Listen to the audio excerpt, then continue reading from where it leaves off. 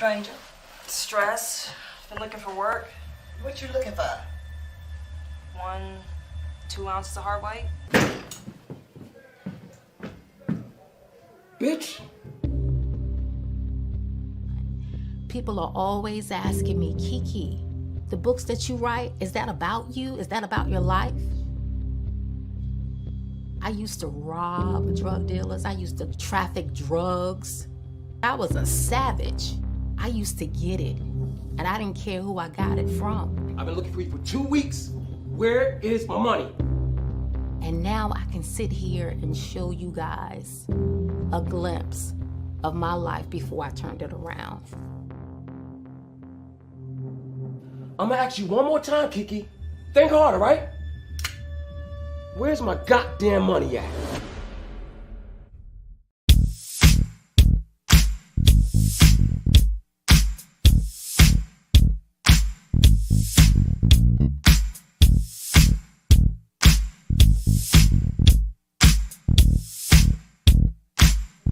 Mrs. Santana, you look stunning. What are you wearing? And tell us about this new venture in the fashion industry. I'm wearing a piece from my own line. It's called Kais, designed by my brilliant partner and friend, Karen Blackwell. Wow. Look at Adriana Santana. She's hot. I don't see Louis anywhere, though. I noticed Sheldon Chisholman's family are here. Not to mention the other half dozen criminals in here. Oh, no, you don't. We're here to have fun. But why are you here alone? Where's your recently acquitted husband, Louis? Louis is back home resting. He has his share of bright lights and cameras. We just want to leave that whole thing behind us. No work today. We've been here for 5 minutes and you're already profiling people? Come on now. And what else are you looking to see tonight? All of my friends and to show off her brilliant work. Everything that you're about to see. We can't wait for it. The only reason I invited you is because you're my best friend and we never get to spend time together. Plus, you're killing it in that dress. Here comes Jess. I wanted to introduce you to.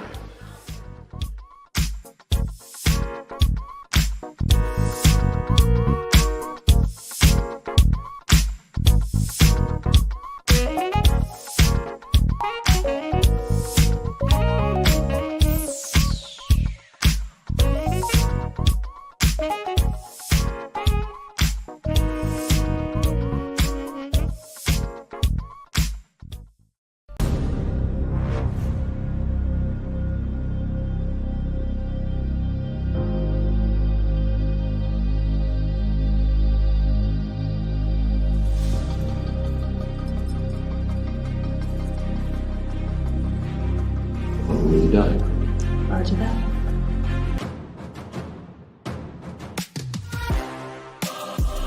Then why do you have it? She told me to keep it! I'll be out in a minute. Stop with the lies!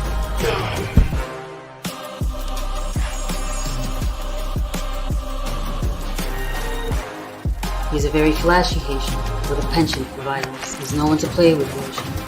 Where's my goddamn money at? Sakura is dead. Play with me again. I'm tired of hearing you talk all the time. Save it. Save it. She's my friend. She's my friend.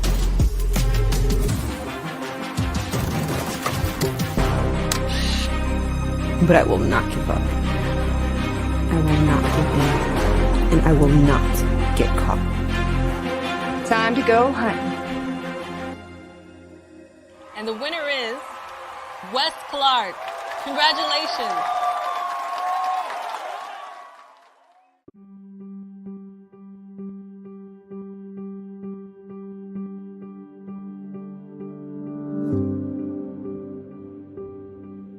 Yes, she's my mother.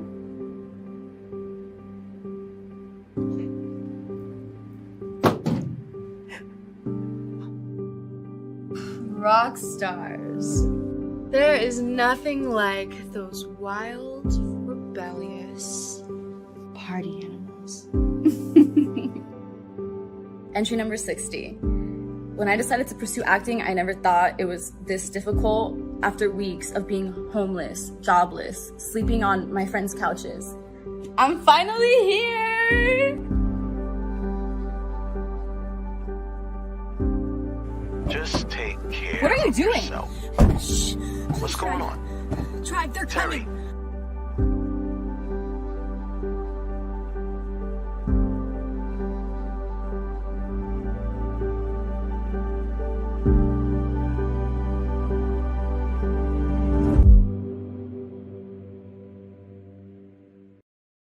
Where have you been?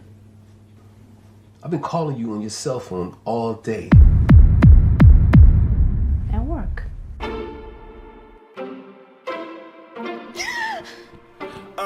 Faith wake up, dope sick, fiending for a sniff. Left the house, ain't tell her husband she was gone, she just dipped. Why is it that you are taking large sums of money out of our account every single day? While her family's at home, she's out there chasing that high. Roaming up and down the block, she run into this pimp guy. He's conversating with her, asked her if she trying to make cash. Next thing you know, she's in front of the pink house selling the ass. Then she gets dope sick again. She need that boy, so she out there searching again. She's tired of her life, for years she done wrong. Now she wanna do right, she go to rehab to get the help she need. And she tell her family.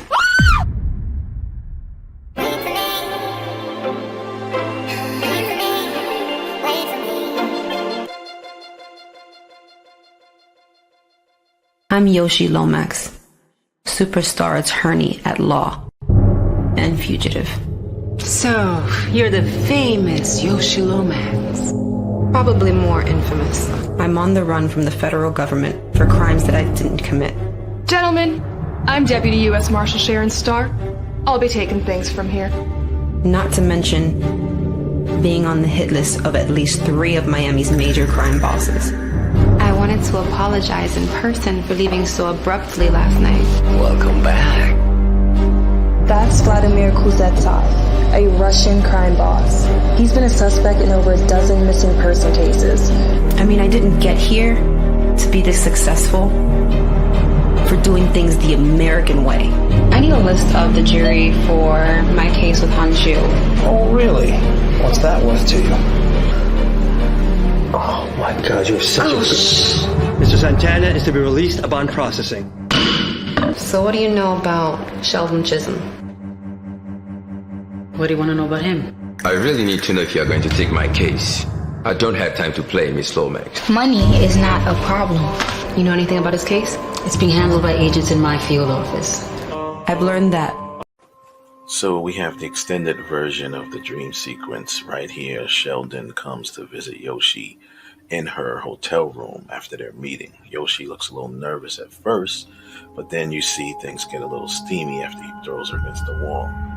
And right here, Yoshi thinks she has everything under control because that's how she manipulates men, through her sexuality.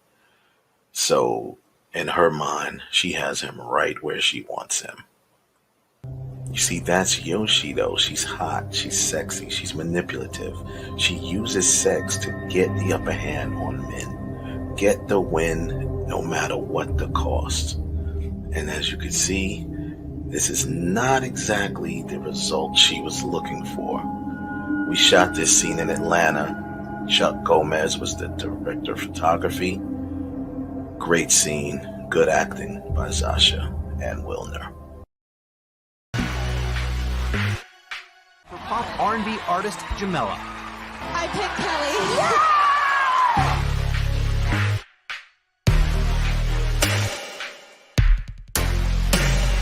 Love you, hate you. I don't know if I should leave you. Stay here, right here. Push you out, I let you back. Love you, hate you. I don't know if I should leave you. Stay here, right here. For your love and hate got me running. Can we just handle this in the morning, please? No, I think I want to handle this right now. You can give your time to the studio boy, but I think your man can get a few minutes. Alright? Hey, don't walk away from me! You're hurting me. Stop, please. Get in the car. Up and down this roller coaster, around in circles. We go trips around the moon. So confused, so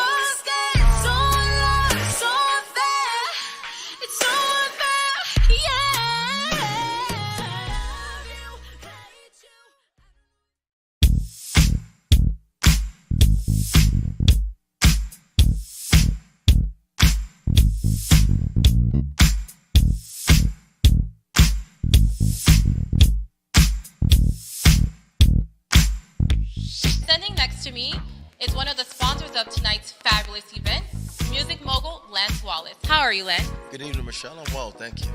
Excellent. Now, are you concerned with the recent backlash for the drug charges against your group, Grind Time? And what's the status of the case? Worth a Billion Inc. and its artists will always maintain its innocence. This is clearly a misunderstanding. And we're here to promote positivity and give opportunity to our people and to all people. That's it. And so what do you think about Mr. Wallace is here to promote his fashion line. He will only be answering questions about that subject. Thanks.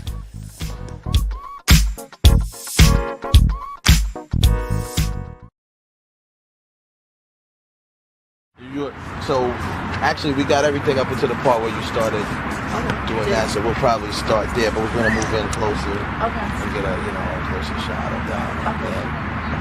That's we'll be done with that. Okay. And then I think he wants to do some steady cam stuff, so.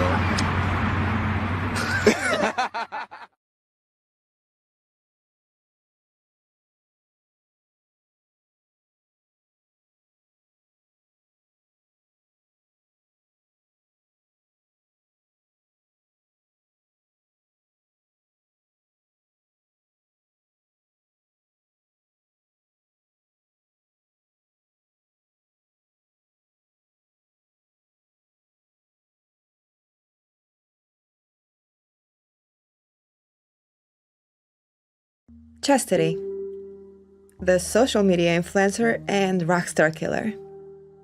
Maria, from Miami. And Lucy, aspiring actress. Sydney, hip-hop lover and writer, so I'm told. And my quiet one, Mackenzie. Well, hello, ladies. I'm Bella.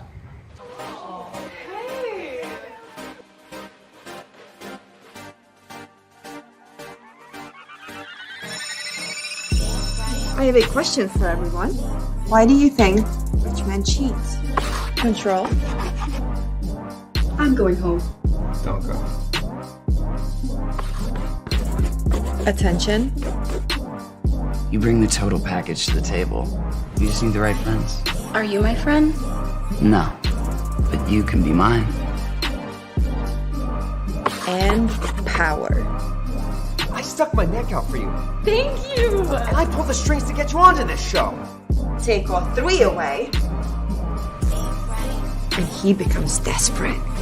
So, what's with the apples? Well, it represents knowledge, wisdom, beauty, and power.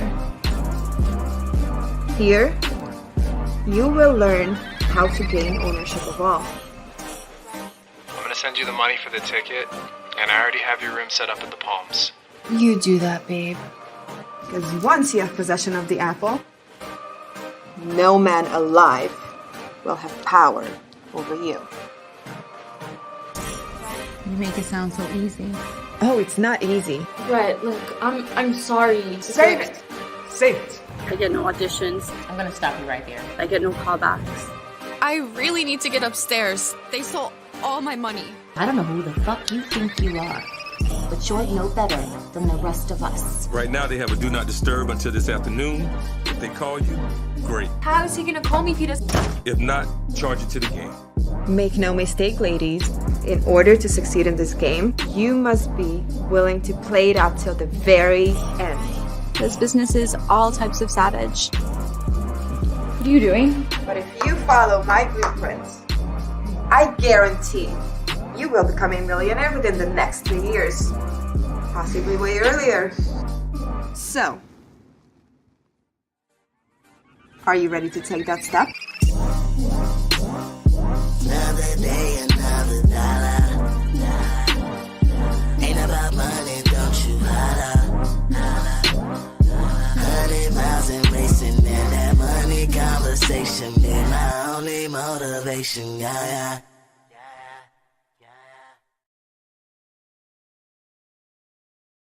Up, y'all, this is Rayon Lawrence, and you're watching Real Talk with the director. Hey everyone, it's your girl Catherine Nunez, and you're watching Real Talk with the director and the counsel on the IE Network.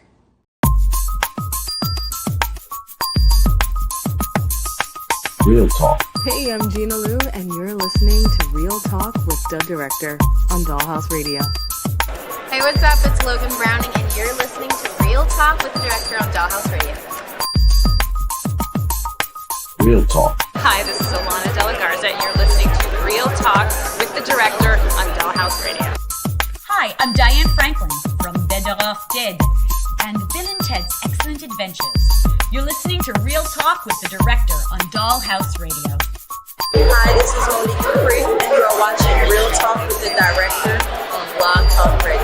Hey, I'm Stormy Maya, and you are listening to Real Talk with the Director on Dollhouse Radio. It's Vicky Judy. Orange is the new black, and I'm here with Real Talk. Yo, what up? This is Jay Ellis, and you're watching Real Talk with the Director on Dollhouse Radio. Keep it locked. Hi, I'm Frida Parks, and you're listening to Real Talk Radio with the Director. Hey, I'm Issa Rae, and you're watching Real Talk with the Director on Dollhouse Radio. All I'm offering is the truth, nothing more. Nothing more, nothing less. What's good, people? Only the truth. Thanks for watching Real Talk with the Director. Jedi Counts. I'm the Director. We'll be with you for the next 120 minutes or so. And Real Talk's brought to you by B2S Media. We broadcast live via the World Wide Web on youtube.com/IE Network TV. The IE Network. And of course, Twitter, aka X. For a little while longer. I don't really mess with X. And Facebook, the social network. Oh, thanks for joining us. It is the 16th of October. And like I said last year, or last week, I should say. Shh, you hear that? It's Libra season. Still. Got a few more days left. I know you impatient Scorpios are waiting in line, but it's all good. We love y'all. Especially, some of my best friends are Scorpios. I love me some Scorpios, but y'all gotta wait. Got a few more days. Then you know how the Scorpios do when they come through. So, us Libras, we just try to chill, calm before the storm. When them Scorpios come stomping through, you know how I get. So, speaking of Libras, shout out to No Nonsense in the chat room. It is her birthday tomorrow, she said. So, since we will not be on the air tomorrow, we love to say happy birthday. We thank you for holding us down, coming through into the chat rooms and listening to us do what we do. Be crazy and all of that. So happy birthday, Queen. And yes, Libra Nation, Libra Gang in the building. So Libra Gang. That's right. So yeah, man. A lot of stuff going on. Things are always going on. We'll give you some updates with the strike. Not really much to update, but it's funny. I was going to have we'll do it next week because our guy AJ Perez comes on a lot and he's had some really good insight, opinions and his perspective on the strike. And the funny thing is we know that the people on one side are greedy, the people on the other side may or may not be. He pointed out what he pointed out was good. What about the people that no one's talking about? The independent producers and financiers, and not just independent producers, meaning like low budget independent, but independent producers in the Hollywood side of things is still in the low millions, right? Like anything under 5 million. But he said, what about them? They take a hit from a lot of these negotiations because some of the stuff that they're trying to negotiate with SAG, the studios are trying to put a lot of things that they would probably normally pay for or whatever, or cover on the independent producers on the producer side, and they kind of get screwed out of it. I'm going to bring him on next week.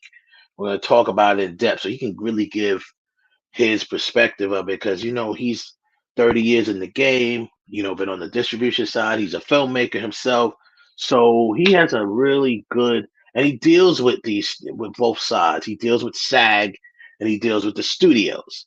One thing that isn't pointed out is, and this I do have experience in, as an independent producer, SAG could sometimes be a pain in the butt. So let's keep it real. Ain't nobody trying to diss nobody. Let's just keep it 100. Just like I know that they probably look at us independent producers like, nah, you little guys, y'all are pain in the butt, and you da da da. But they the ones who put these contracts in place for us to work with their actors that are under the union. But sometimes us as filmmakers, we try to go the right route, and we want to work with union actors, and then SAG gives us a million and one hoops to jump through. Which I'm not saying it's just us, like that's just them, right? But there's another side of the perspective, and I definitely want to hear what our boy Tony, aka AJ, has to say about it. He wasn't able to come on tonight live. We were going to try to do like an interview earlier, but I just got tied up with stuff. So we are going to bring him on next week. Plus, I want to give my Jedi Council the opportunity to respond to him and comment on some of his perspective, because it's a fair and valid perspective, because you know at some point it seems like both sides is like, well, somebody's got to lose. Why not the indies? Why not the independent produce? I don't know. We'll see how that works out. But currently, there's really nothing going on except more strikes. So more striking, that they had came to the table with something that obviously was like, they're kind of like doing the same tactics that they did with the writers before they ended up settling with the writers. So what they offered to the union just wasn't feasible, and these are negotiations. This is what happens. Negotiations happen. So we'll see. But I really want to hear Tony's perspective, because like I said, he's got a lot. He's a good person to listen to. He's got a lot of experience. He's experienced on both sides. He deals with studios. He deals with producers, financiers. He deals with SAG. He deals with, they say, so he's that one, corner of the spectrum that nobody's really looking at. He represents, I should say that. Not say, I mean, he represents himself. He speaks for himself, but you know what I mean. So that's that. Can't wait to bring him on next week for that. But this week we have a guest, filmmaker.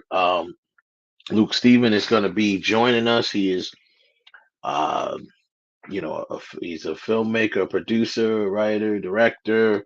He's an actor too. He's got his start in acting, so that's what's up. Can't wait for him to jump on and kick it with us. And that'll be around 9 o'clock. He'll log on, and we'll go in with that. Learn a little more about him. And so that's it. Let's go kick it into the weekend recap, brought to you by boxofficemojo.com for the weekend of October 13th through the 15th. As you know, we had October 13th, which is Friday the 13th, Saturday the 14th, which was a parody movie, I believe, at one time, happened to also be my birthday. So yeah, happy birthday to me. Getting old, it's all good. Every day above ground is a good one. So thank you to everyone who gave me birthday shout outs. Everybody that said what's up, text, called. Not too many people called. Nobody calls no more, because they know I'm long winded, so they don't want to talk to me. So I'm all right, cool. But it's all good. I appreciate you reaching out to me either way. So the boxofficemojo.com, the weekend for the 13th through the 15th.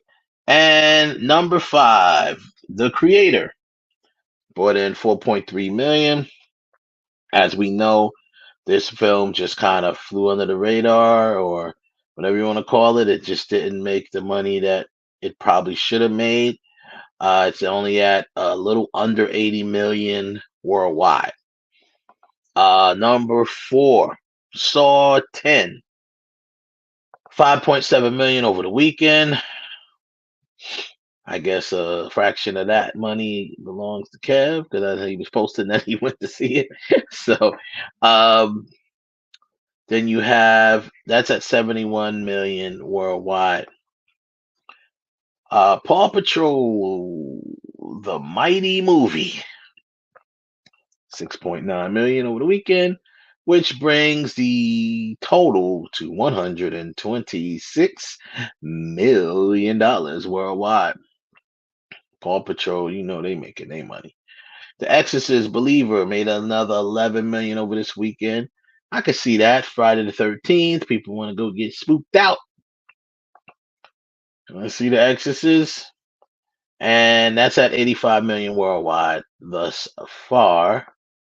And number 1, do we really have to guess number 1? Taylor Swift. The Eras Tour pulled in $92.8 million domestically. That's just domestic. And it's brought in a total of $123.5 million the opening weekend. Yeah, it just opened on the 13th. So it opened on the 13th in 3,855 theaters. It's 92 million was domestic. It made another 30 million international, which brought it to the 123. And yeah, there you go. The Eras Tour. So there's really nothing to say about that. That is your weekend recap for the weekend of the 13th, October 13th through the 15th. Yeah. You are watching, listening to Real Talk with the director of the Jedi Council. I'm the director. Brought my Jedi Council with me. Don't believe me? Here they are. Ralph, Tabs, you in the building. What's up? Hello, everybody. Welcome back, gentlemen. Kev, I saw you posted you wasn't too happy with the first movie you saw. What about Saw 10? How did you like it? I saw 3 movies today. Oh, you saw 3. What? Okay, you saw. Man, that ain't my question. Answer my question first. Well, because the first movie I saw was The Creator. And Okay. So the second movie you saw, Mister Correction. Was it ain't. I forgot the name of the movie. I know I saw your post about it. You wasn't too happy with it, you know. It was oh God, I can't remember the name of it now. That's how. Oh, you know you didn't like it. Good it was. It was but basically it was it was a multiple of things. It was just not. It was just. The movie was shot well. It was good. I'm not sure whether it was from Spain or whether it was from Central America or South America. It was Spanish with English subtitles. I hadn't never even seen a commercial for it. I just happened to be going on to watch Creator and Saw, and I saw that, and it was a good gap to fill in between the next time that Saw was playing, which was at 5:00. So I watched that, and the movie was shot well. It was good, and I'm so sorry that I'm drawing a blank on what the name of this damn movie was. It sounds like you want to say the movie really sucked. That's what it sounds like. You want the movie really sucked. You don't remember the movie? It's not that it sucked, but it just for, I mean, for all of the movies that's been done about possession, When Evil Lurks, that's the name of it. Of all the movies that have been done about possession and all of this stuff. This movie just wasn't it. It just it hit it. I guess it must hit different in different markets. Maybe that's their style of horror. There was nothing scary about it. And they did have some creative gore. I will say that. Okay. Well, what about Saw?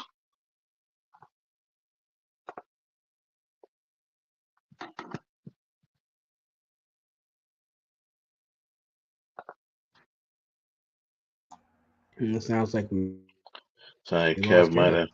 have lost. Yeah, I don't hear it. I don't hear Yeah. you. We don't hear you, Kev. Like I said, it just Can you sounds. hear me now? I hear you now. Yeah. Oh, okay. Yeah. Yeah. Saw was if you're into the franchise, go jump back in the water. It's worth the watch. If Saw is not your thing, it's really a been there, done that. I don't know why they made this movie. It's not revealing any new revelations. I think it's just a way to keep the franchise Money. going. Money. That's it. Money. Franchise. Which I'm gonna be honest with you, I was the only person in the theater outside of it was me. It was me and two other people and the person that worked there. So probably the only people that actually paid for a full movie ticket were the two people that were sitting behind me. Maybe because Wow. I have a movie pass, so my movies basically only cost me about $2 a flick, maybe even not that much. Well, 50 cents because Regal is cheap, and they like to charge you 50 cents for a convenience fee for ordering online. But like I said, it wasn't a bad movie. It was the script was good. It was well written, but it was just nothing new. I mean, he's extracting revenge. I think that might be the only thing that's new about this one. It's the fact that it's very personal. His revenge extracting. Right. Yeah, I read an article somewhere where they said, the creators or whatever, the writers from the last one, when they they had killed off whenever they killed off Jigsaw. Spoiler alert for whoever didn't seen those other movies, but they said they kind of regretted doing that, which is kind of led to this movie. But whatever. Yeah, because it was stupid that they did that, because when you're watching the movie, you don't really get a sense of that this is the beginning. And what's confusing about that is because we kind of sort of got a movie about his beginnings. Yeah. So this is so you don't really know whether this is what made him kind of sort of get started, or just another. Well, actually, it's another chapter or something that happened to him. But this one, like I said, this one was personal, and actually, this is not an origin movie. Also, because well, there's a spoiler. I don't want to spoil the movie, but there's a part of the film where if you've seen the other films, you'll understand why he's basically been focused on trying to get his legacy as Jigsaw to live on. Yeah. Well, okay. Well, I mean, so like you said, if you're into the Saw franchise, you might enjoy it. Go check it out. It's at least worth a watch. If you're not into the Saw franchise, then it may not be worth your while to go, because I don't know if you're gonna be. Is this a movie for Saw franchise people, or can anybody watch it? Is it something that you'll be completely confused if you didn't know? Anybody can watch it. It's a standalone movie. You don't really need it. It's not really anything which is kind of what's good about the Saw franchise. As you watch the Saw franchise, you get a sense of connectivity but you can still watch each individual film on its own and not be lost in the sauce. Mm-hmm. Trying to figure out, well, why is XYZ. This did a lot of good. For this to be a 10th movie in a franchise, it did a lot of good explaining as to why Jigsaw is but not really as to why he is the way he is, but in this instance, why he's doing what he's doing, and it also explains why he does what he does to other people. So yeah. So, I jumped off that train. I thought it was because a he long saw other time. people took life for granted. Well, it was because he saw other people that taking life for granted. No, it's not just that though. It's the fact that people not only take life for granted, but in some instances they take advantage of other people. And some people are just, his whole purpose really of doing what he does is because people are just trash, and he took it upon himself to be the wake up call for humanity, or for those that he comes across that he deems need to be have a second chance at life, so to speak.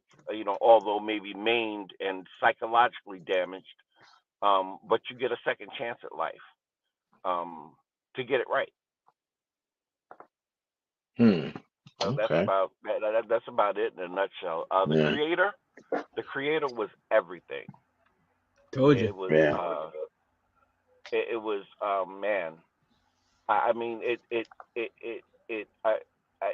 says so much about us as Americans and our arrogance. And the only reason why I use that in a plural sense is because, unfortunately, we all live here. And for those who are in power and those idiots who also agree with people who are in power, kind of sort of take it upon themselves to think that we are the police in the world and we are the best in the world. And we're not really. We haven't been since forever.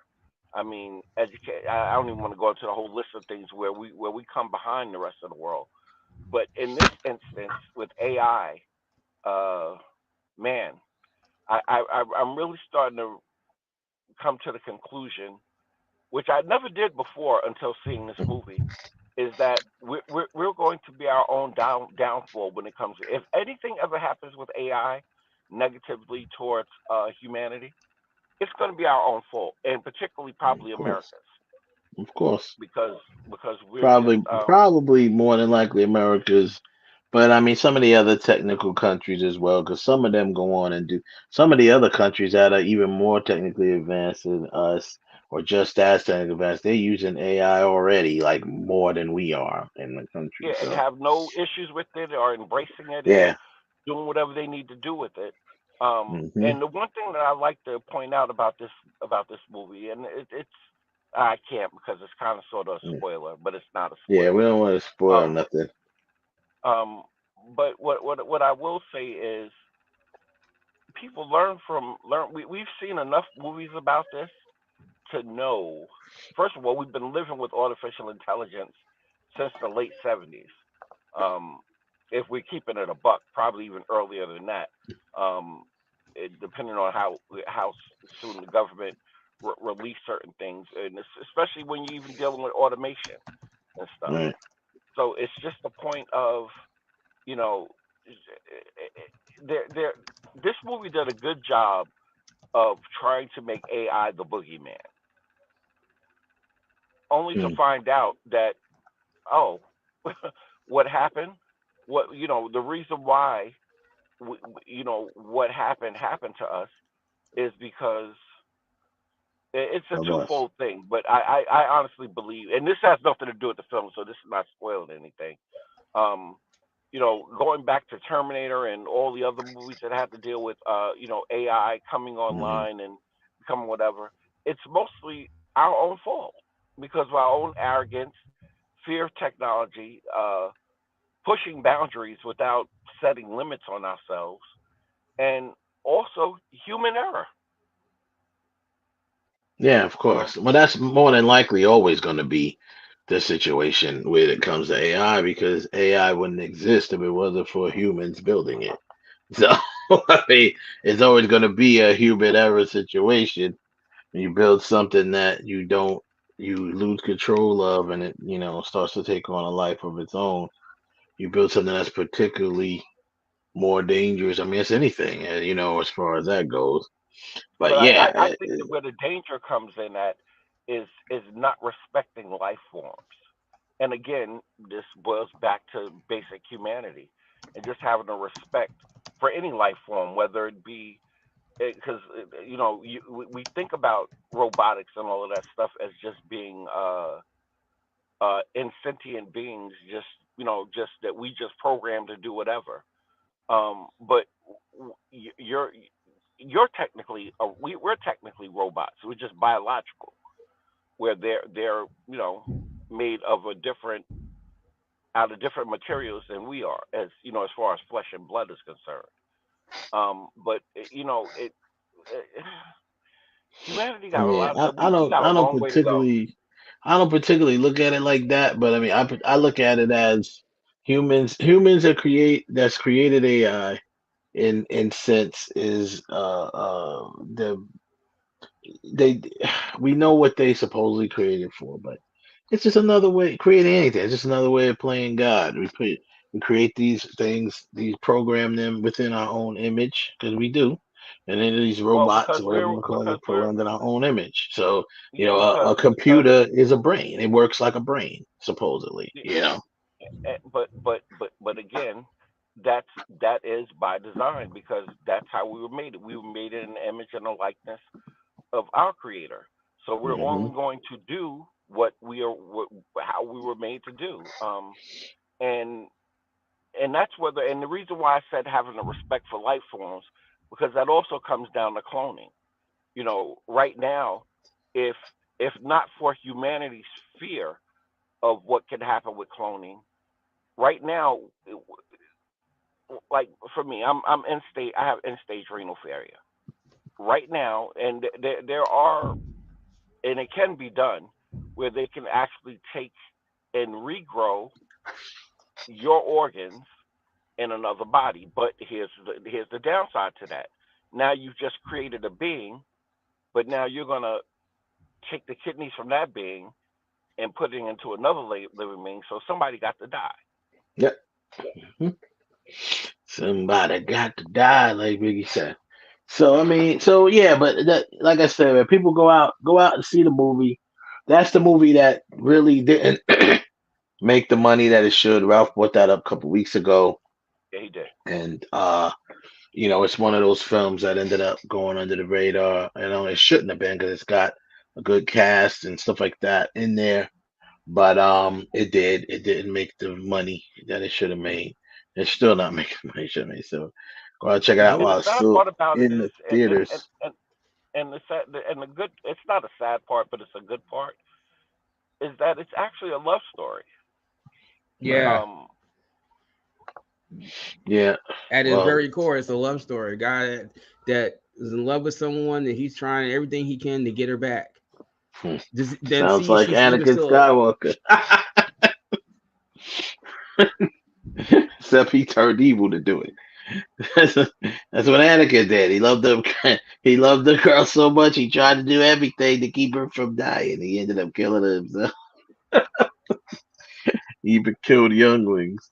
But yeah, so I definitely wanted to I was gonna start the show off like this, but I wanted to wait till you guys came on to obviously send a rest in peace to Susanne Summers, who just passed away at the age of 76.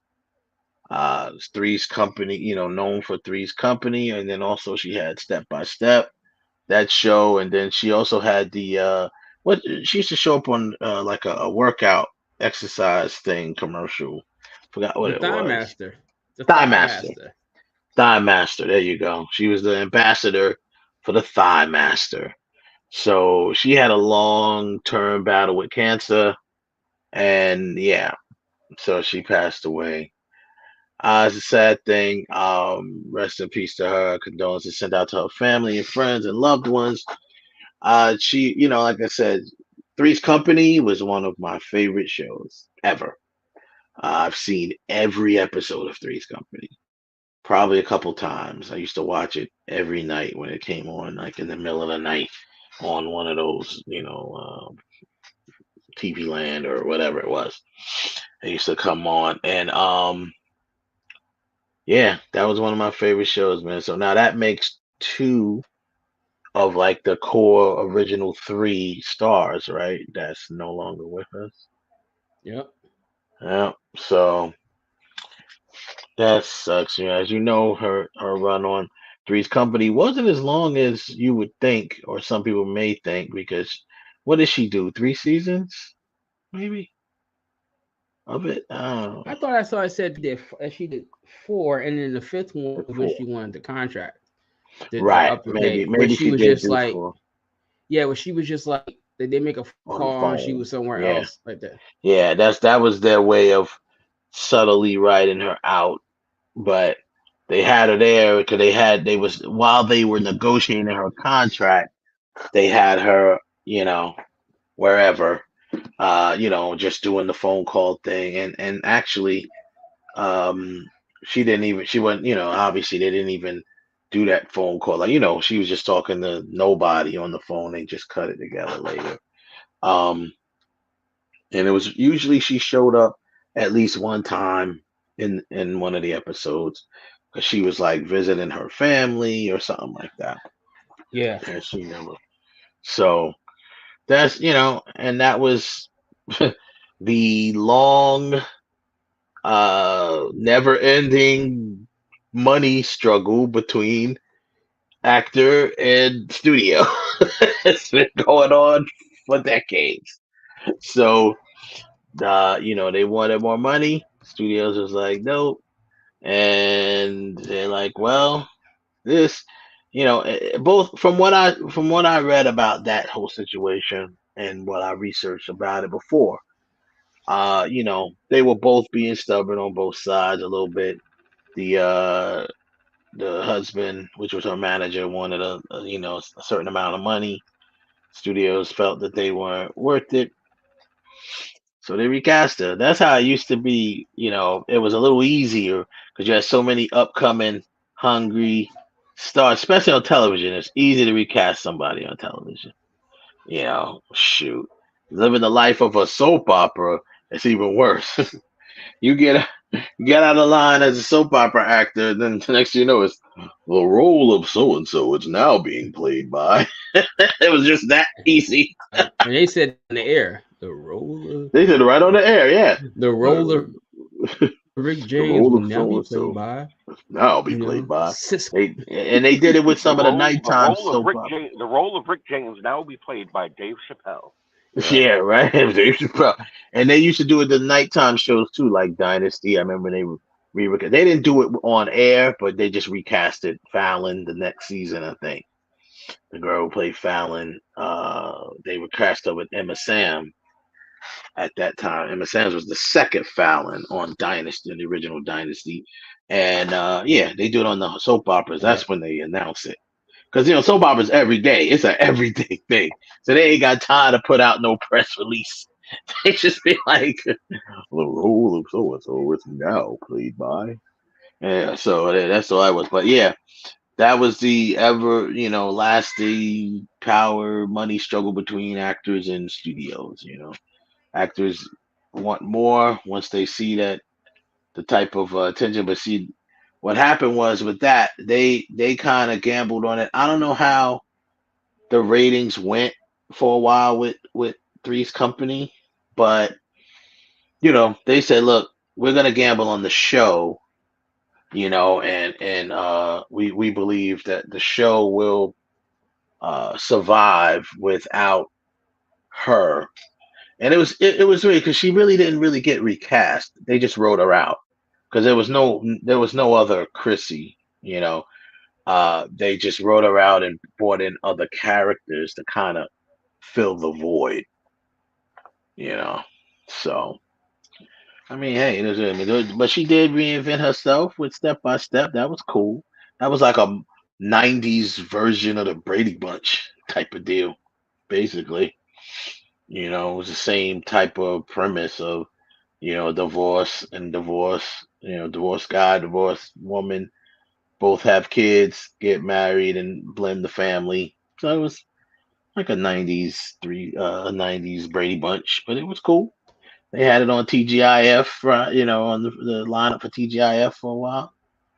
Mm-hmm. Did his thing. Did his thing, man. So R.I.P. to her, man. That was she was good. But I tell you one thing, she did play that Chrissy character so well, man.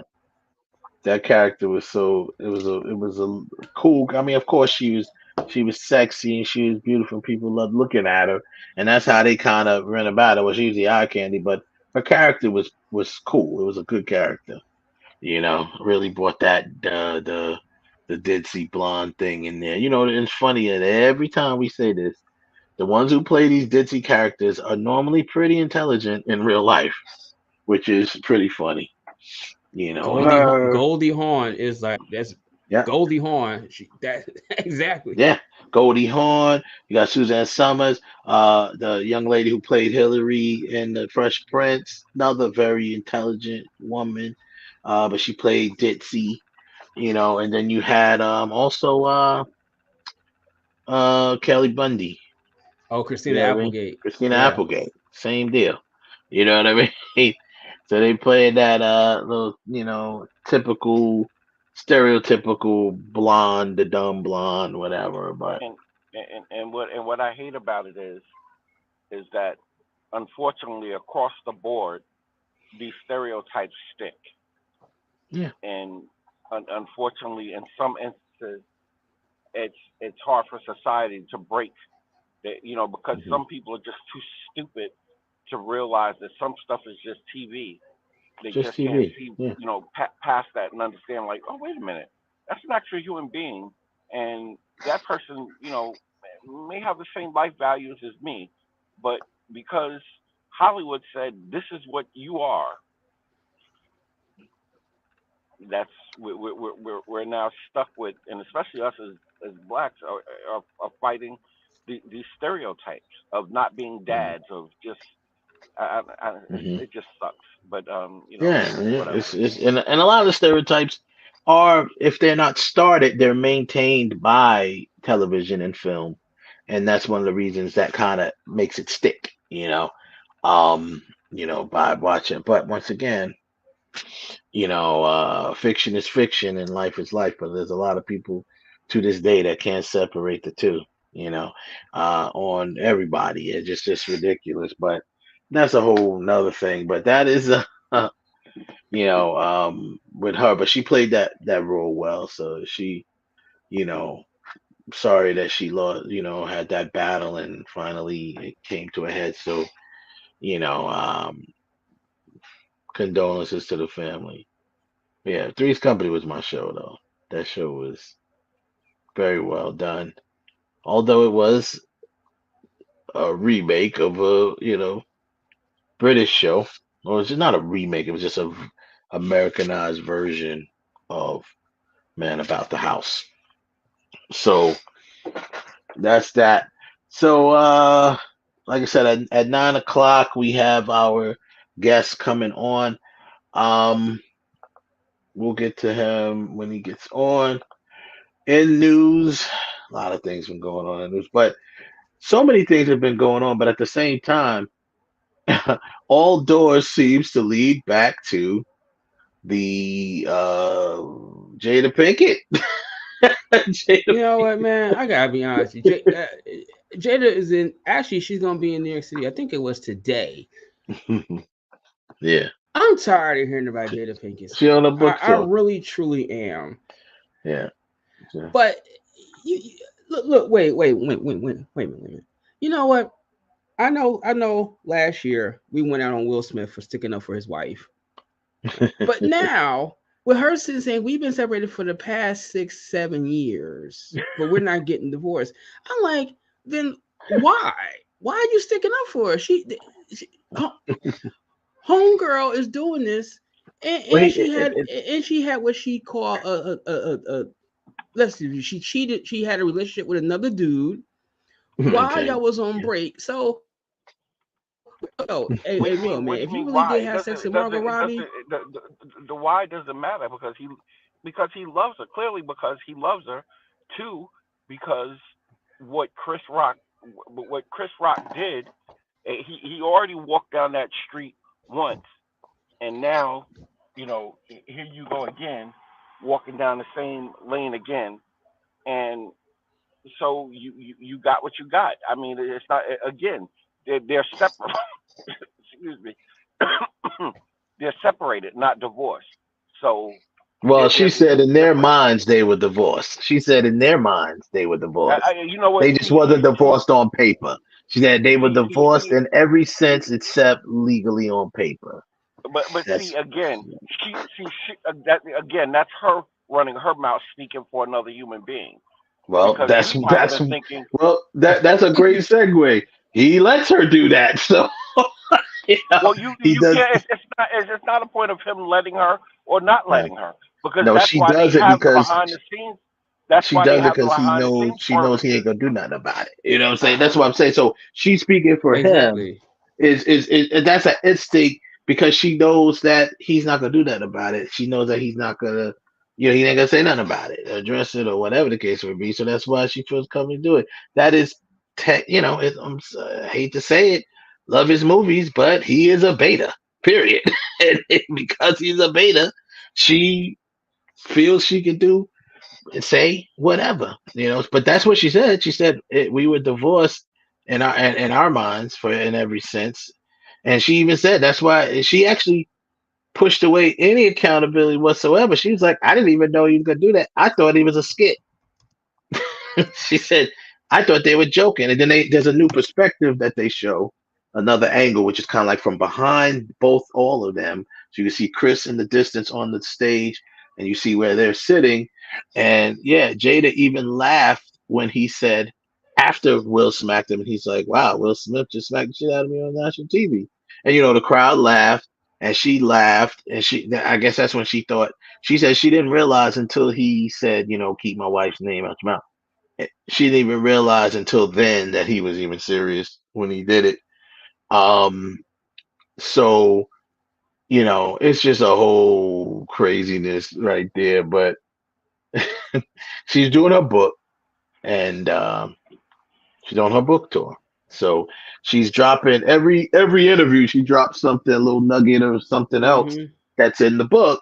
But it becomes this revelation to people because people, obviously she's doing it by design. It's the smart thing to do if you want people to buy your book, right? So, so she talks about what she said before, or there's been rumors of her saying before, how Tupac is her soulmate or was her soulmate. Um, but she refuses to, go along with the fact that maybe they were ever intimate or anything like that. So it is what it is. But he was her soulmate. Here's my question. At this point, since you're saying all this stuff about your husband, if you had sex with Tupac, why hold it back now? I mean, realistically speaking, why hold it back now? Yeah. You're dropping And all this she stuff said, about. and she reveals that allegedly Pac proposed to her while he was in Rikers Island. Um, that's what she said. It is what it is. We'll never know the truth. Pac is dead. But uh, it's just what she says. You choose a believer, you choose not to believe her. It is what it is. It's not impossible that could have happened. They were close, obviously, and from her words, soulmates. I don't know if Pac felt the same way about her. Because here's the deal. We've all talked and we've interviewed and talked with a lot of people that have known Pac and have relationships with him, intimate and otherwise. How many girls have said that about Pac? It was like my soulmate, you know. And Left Eye I had know at said it least at one two. time. Yeah, exactly. At least two. Left Eye had said it at one time. Oh girl who we had on here on the show before, I mean, Pac was put like this. It seems, I didn't know him personally.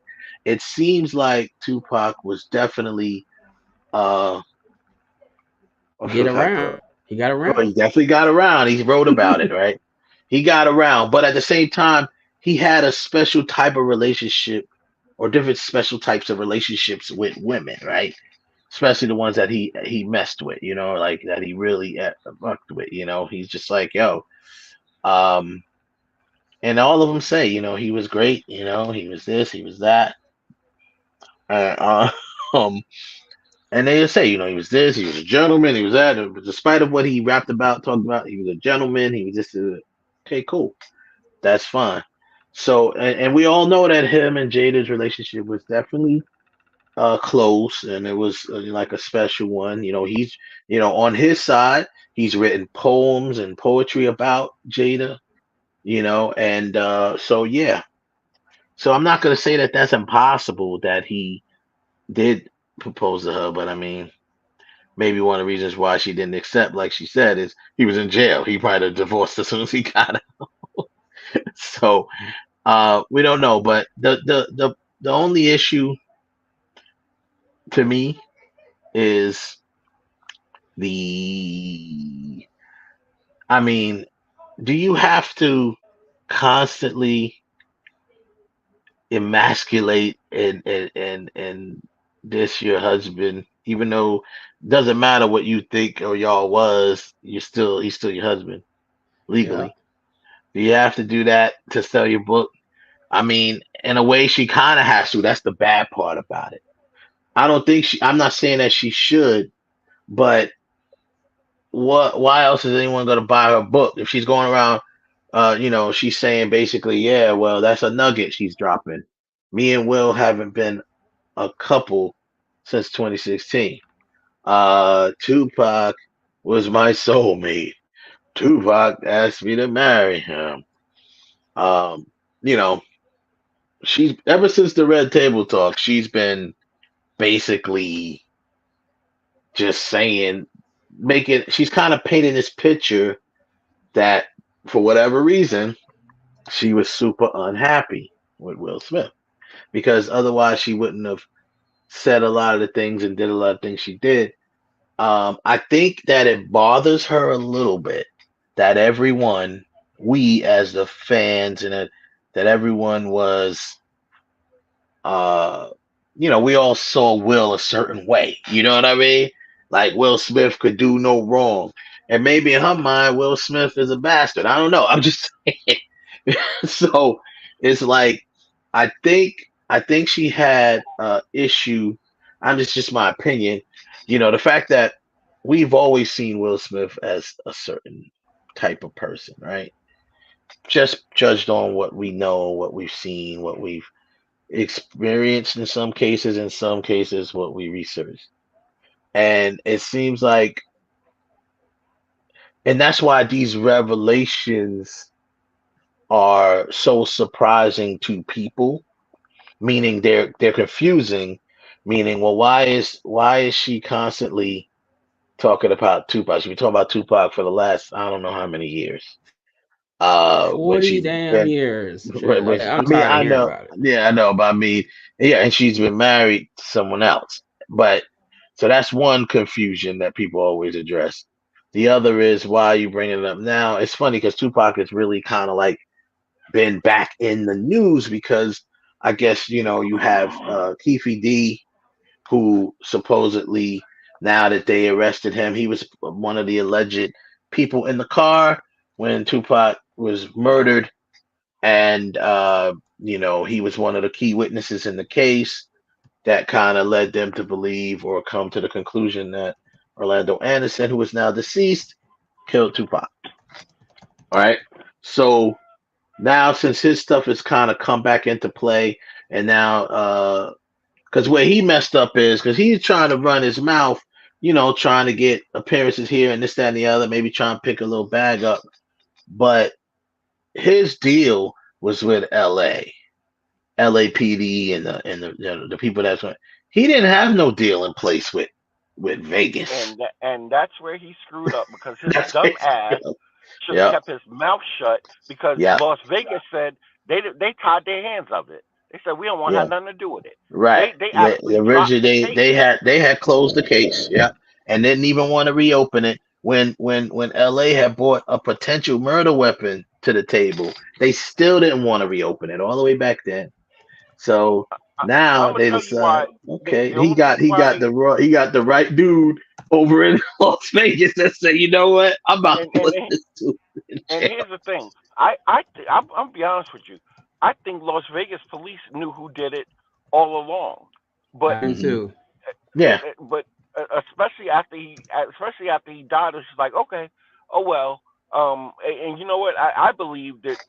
Well, anyway, I'm not gonna get into Yeah. conspiracy theories, but Right. there was some money put on the line somewhere Mhm. to make them shut up about it, and then turn around and again because it's a black body, who cares? And it's a rapper that's a black body, so it's like, oh Mhm. great, it's And and it's a Tupac, rapper that also was very outspoken and definitely would be considered a problem. and the son of a and the son of a Black Panther, Son so of a Black Panther. Which the bottom line is Tupac, if I believe if he still would have been alive, probably by now would have been some sort of activist or something like that, along with being an actor. That's what he would have been. that was the last thing So that they the would have been. government and the music industry wanted because they already made this Yeah, an shift activist is from influencer. shutting down uh quote unquote woke I won't use yes I will because that's our term on quote unquote woke rappers who talked about positivity going to school blah whatever. It was like, oh no, to have this dude, but uh, Hmm. but uh, but above all of that, they Right. didn't want nothing to do with it. And now, because he was out there running his mouth, that made LA be like, well, yo, why aren't y'all doing something? Now that opens up Hmm. his family to being like, oh, wait a minute. So y'all knew and y'all not doing nothing? Okay, see you in court. Yeah. Yeah, a little shout out to Nikita. She said Wes acted like he didn't see my birthday shout out. Yo, that's funny. Yo, we appreciate you, Nikita, jumping in. Thank you for the birthday wish. I appreciate that. We'll reset the room real quick. It's, obviously we're here on Real Talk. You watch it, we agree with you. We appreciate y'all jumping in. We also have what's that? Mimosa Chronicles, right? Mimosa Chronicles. I ain't got my glasses on, so um, thank you for joining. We appreciate you. They talking about getting your brother on you. They like, we gonna tell your brother. Like, They damn, gonna tell my brother, dang, damn. you gotta go there. Yo, Gotta hey, tell hey, my no brother. nonsense. Why y'all there why y'all there trying to Jada West? I don't understand it. You're trying to Jada West. You're trying to be like You Jada to West. I stupid. don't get it. Yo, it's so funny the way this whole thing is just going on. But like I said, apparently maybe she'll sell some books. You never know. I mean, all of Yeah, this is she what gonna this sell some. she I gonna mean, sell some books. but still, goddamn, man, how many more ways you gonna keep ripping out Mike Lowry? I'm just saying, like Mike you just. Lowry. And this You know what? this is the part that I got the problem with. That she's walking around acting like her marriage, and obviously we don't know behind closed doors, but publicly, you're acting like your marriage for the last 20 some plus years has been trash. Like he was a bad father, he was a bad husband. Like I can understand it if he was a trash husband, then I understand it. But from just and now with the way that she's acting now, if Will Smith was a bad husband, I think she would have said something by now. I don't think you would have waited till you wrote a book 26 years into a marriage and now letting all this stuff out there. Yeah, Well, And yes, like I said, we don't know what goes we don't on know what goes behind on closed behind doors, but I'm closed saying doors. but publicly, also I it did think not look like she had a bad marriage. but I mean, I or I does it? think Will. I'm sorry, Ralph. Go ahead. No, I would say it doesn't have bad. It doesn't like even now with her lumping on stuff, she still doesn't like has a bad marriage because Will Smith, realistically speaking, has a said, "Hey, we need to get them papers drawn up. Hmm. Get out Well, my house. yeah, he Get haven't said this." none of that. Well, see that, and that's my point. I think his point of contention is like, yo, if you decide to leave, be out, but you ain't getting nothing. Nah, but Okay, they don't have a prenup. I think they mentioned that once before. She said, No, no, they they just don't. They they don't just have a looked each pre. other They in the don't have eyes a and said, "We'll never get divorced." no. But no. But see, here's the thing. They don't have a prenup, but because it's California, they do that the California law stipulates that that everything by law is down the middle. Split in the Doesn't middle, matter if yeah. he was the breadwinner. Doesn't Doesn't matter. matter Well, if he made the most money. It's right. automatically split down the middle unless you go to arbitration and then you come up with your own. Which Mm. is what most people do. They come up with their kids are Their own grown little plan. right now. Yeah, but They're their making kids their are own grown. money. Yeah, yeah, They're exactly. Their living their own kids are lives. Exactly. So like that, like what's the point of us staying together if you're really that I kick her unhappy? dusty ass to the curb. That's what I would Yeah. do. Exactly. No. Exactly. I'm dead serious. She would But the have to thing go is, because I kick her without the ass to kid the without the kids, there's no more of a draw for us to keep the family line yeah. together, right? You're Instead not, of you're beating not a me box up, office draw. I'm about to go in on this chick. Sorry, Ralph. I got to go in on this chick. Fuck this bitch. Excuse me, you two. Screw her. Uh, You know what? Because if it was really all of that, if Tupac was really all of that, if it was everything that you want to see, I think what you wanted was the bag. And that Will Smith money was a whole lot different than that Tupac well, money. and I whole don't want lot to. I different. don't wait. I don't want to interrupt your rant. You can continue to rant, but to add to what you're saying is, remember, then this is documented. You can find it and look it up. Will Smith, when he got his divorce, like 5 days later, he called Jada. She had just bought a home in Maryland. I think it was Maryland. And he asked her, "Are you single?" She said yes. He said, "Okay, we're together now." She said, "Okay." And then guess what? She flew immediately to Los Angeles and never left from there. Never spent one night in her new home in Maryland. Why? Because that Will Smith bag. Listen. Let's just look at it for what it is. And that different world money wasn't hitting that tough Listen. no more, was it? The brother is handsome. Pause. The Yeah, brother the brother right. had a rap Whoa, career. The right. brother is a movie. He's a Hollywood box office draw. Even on his flops, he's Hmm. still a box office draw. How much of a box office? You still community money. He's worldwide money. So Yeah. yeah. So she 20 million made a that move. film. Right. That's And what and Nikita and on top Nikita and said, on Mr. 20 million a film. You're right. She was right about listen that. Damn and straight. on top of all of that, let's from a person who got good genes, not being disrespectful to anybody else, but me, I chose who I wanted to have my kid with, and our Hmm. genes together. My daughter's gorgeous and a good Hmm. human being. He already had a kid, which was proof positive. Oh, me and this Negro right here. Oh, we gonna make good babies. Let's go. I'm moving to California. Let's go. Yeah, Let she let went. let's go. Yeah, she went out there and never looked back. So the thing with that whole, the bag, whatever. Like I said, this whole Tupac stuff. The bottom line is this: I don't care how you feel about it. I know now you're trying to sell books, but you've been doing this way before you wrote any books. Way You know what I'm saying? I mean, you before. got them. You Way publicly before. he emasculates this man on a consistent basis, where this dude is out there pouring his heart out on interviews, talk about how he was inside and how he felt and how he was jealous of a dead man. And this is all his words. And And with that being said, being jealous of a dead man, why? Because of the comparisons that was always made. that Oh, was I think always you made. two, I think you two would have got along handsomely. You guys would have been good friends. Oh, why? So now, so you that would be real convenient for No, you. we wouldn't have. And No, no, no, she no, need to no, start but telling but lies. no, but no, Tupac and Will Smith would not have been friends. They would not have been no, friends. but You know see, why? no, Because see, this Tupac way you, wouldn't this way happen. you, this way you got to look at it from her perspective. Her perspective is, I can let both of these dudes smash, and it'll be all right.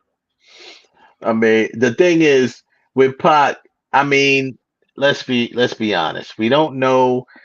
Pac never other than the poetry that was written about her, and that was written like years before. And Other than that, a lot of people don't really know exactly how Pac felt about Again, she Yes, made you the do.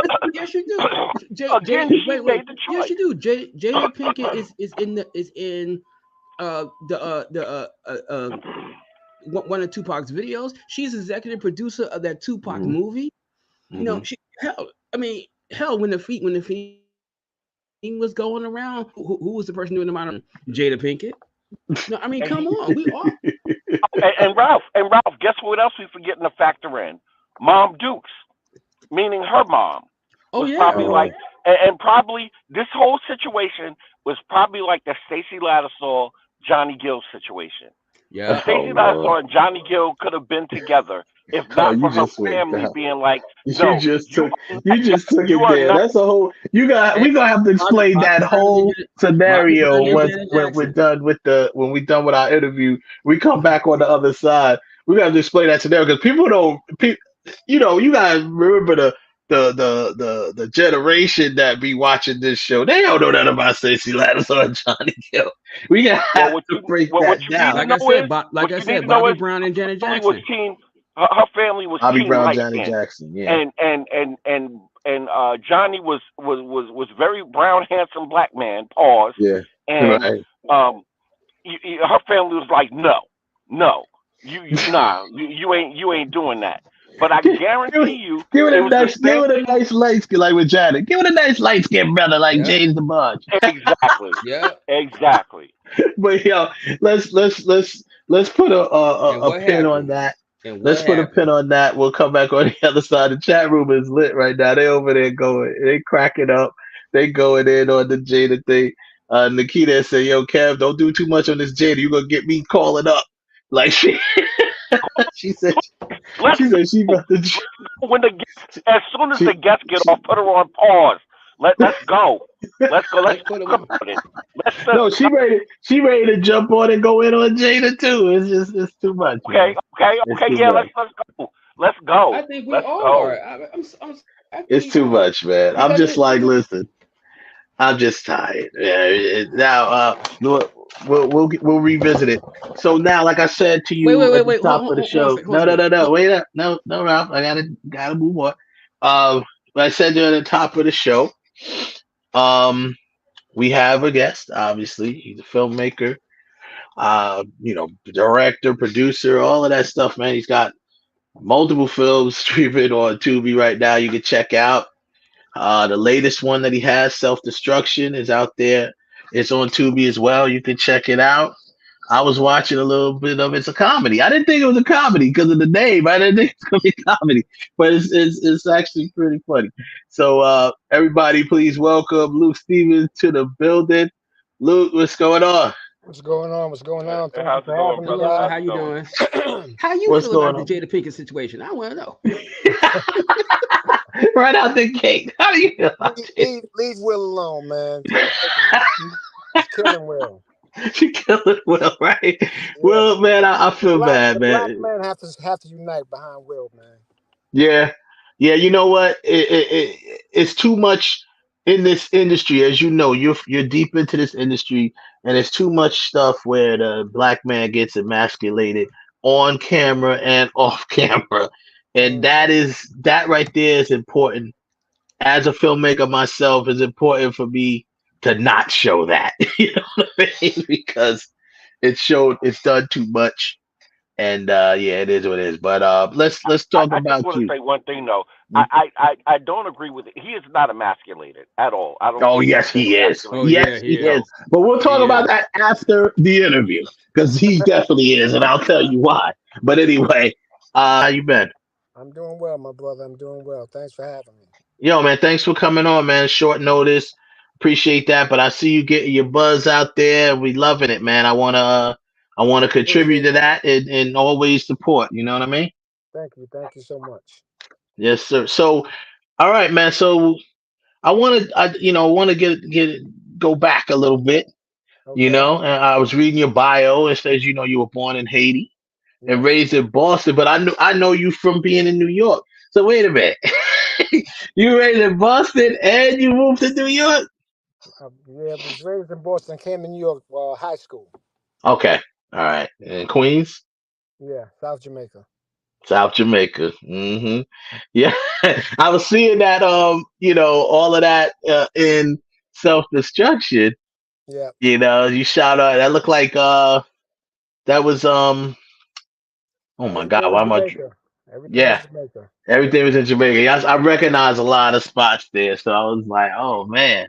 So that right away, being from New York is just cool to see, Hey, but Appreciate I want that. to go back even before that movie. So you started as an actor though, right? You kind of got into the No, business no, acting. no, no. I started out with documentaries. So the American Gangster was the docu-series on BET, not the movie. Got you. I remember that. Yeah. So they did an episode on some people I used to be with when I was younger. That was one of the first episodes, and then the second season I got hired as a consultant, and I did another Dope, episode on the Supreme Team. dope, dope, dope. That Supreme Team episode, yeah, American Gangster was dope.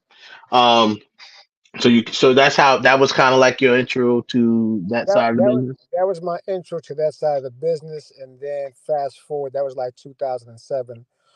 Fast forward to like 2012, I developed the company Second Chance Enterprises. Of course, second Yeah. chance at life. And I started with comedy shows and party promotions, and then Mm, ventured into the film world by maybe 2015, 14. okay. Okay. So what attracted you about the film world, man? I did read. Wait, did you do any acting? Because see, I guess when I was reading your bio, the words that they use, his role in here, but your role meaning the role you played as consultant in Well, my American role Gangster. my role in American Gangster was myself, Okay, okay. basically. So I commented on things that was going on. This was, I think, it dropped maybe 2006, Right. and then the following year, I came in as myself, and then the following year I was a consultant. So my Dope. role was me. I just spoke about me and the people that we was around. So it's very easy. It's very easy to play yourself. This is most people when they start acting, they get roles that either their self or a role that's very close to Very themselves. close. That's Yeah. exactly. So when you started getting into the production side in 2015, you said, right? Yeah, 2014, 2015, I got into the production side. Was a friend of mine that passed away, Chaz Williams. Hmm. Um, he put me with a friend of his. There's a series out back then called Money and Violence, and we decided Yes. to do a web series called Okay. Play Yeah, I Before remember You that. Eat, and that's what we started with. So shot part one, shot part two. Started working on Divided We Fall. Did a short, and so basically, once I got into it deep, that's when I started going to festivals, seminars, Hmm. teaching myself, and it just that was it. And I this was was the series. Which series was this? Pray Before You Eat. Prey. Crave. It's on Tubi Got you. also. It's on Tubi. Part one Yes. and part two. The director, he just made a director's cut. I had put it out first as Divided We Fall. Hmm. And so now the director is made a director's cut, and he's putting it out as Pray Before You Eat 3. So that's getting ready That's to what's come up. out. But I wrote, me and a guy named Sin, we wrote part 3. But he's getting Dope. ready to drop it. I've moved on from that time of 2015 and 2016, 17, and Hmm. just got into some other stuff, and just tried to develop and get better and better as I went along. Well, you got a lot. When I was looking at your IMDb, you got a lot of executive producer credits Yeah. going on there, which is dope to be coming into the game doing that. Well, I mean, things is different now. Yeah. And when it started, because it became a digital age, and you were able to accomplish things a lot cheaper. Plus, again, when Yeah. you're learning on your own, you don't know what you're doing, but you're just doing it. And just people was just like, yo, just do it, just do it. So that's what we did. We just did it. Yeah. Right, wrong, or indifferent. The thing is, like, I'm a run, and if I fall, I'm gonna get up and I'm gonna keep running. Nah, And that's what's that's up. what I have been doing like all my life, and especially with this, I just keep going. I make mistakes, but I learn from my mistakes, and I just don't do that mistake again, and I just keep going. Yo, I mean, that's a beautiful thing, man. And you know, those type of stories, man, the second chances, like your Yeah. company says, those are the ones, man. As you know Kiki. I've worked with Kiki Switzer Yes. for Yes. some years now, and her story is, she's got a story, You got and the story. but she says that we work on this web series called How I Became Wifey, which is all about her life before she went to prison and stuff like that. And she says in there one of the time, like she tells stories about her life, and we kind of reenact them with actors and stuff. Gotcha. And but every time she's narrating, when she ends it, she keeps saying, thank God for second chances. Yes.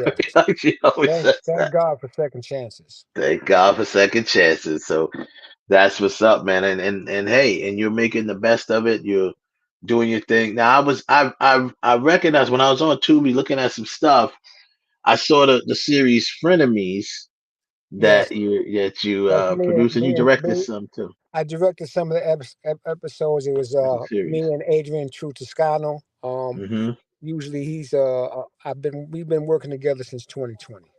Okay. So prior to 2020, everything that I was doing it, but we wasn't seeing anything. Yeah. You know what I'm saying? Yeah. Sister's Keeper. Yep. That's This is another Keeper. series. And that's the one that had my girl in it. Catherine Nunez Yes, Catherine was was in in. that.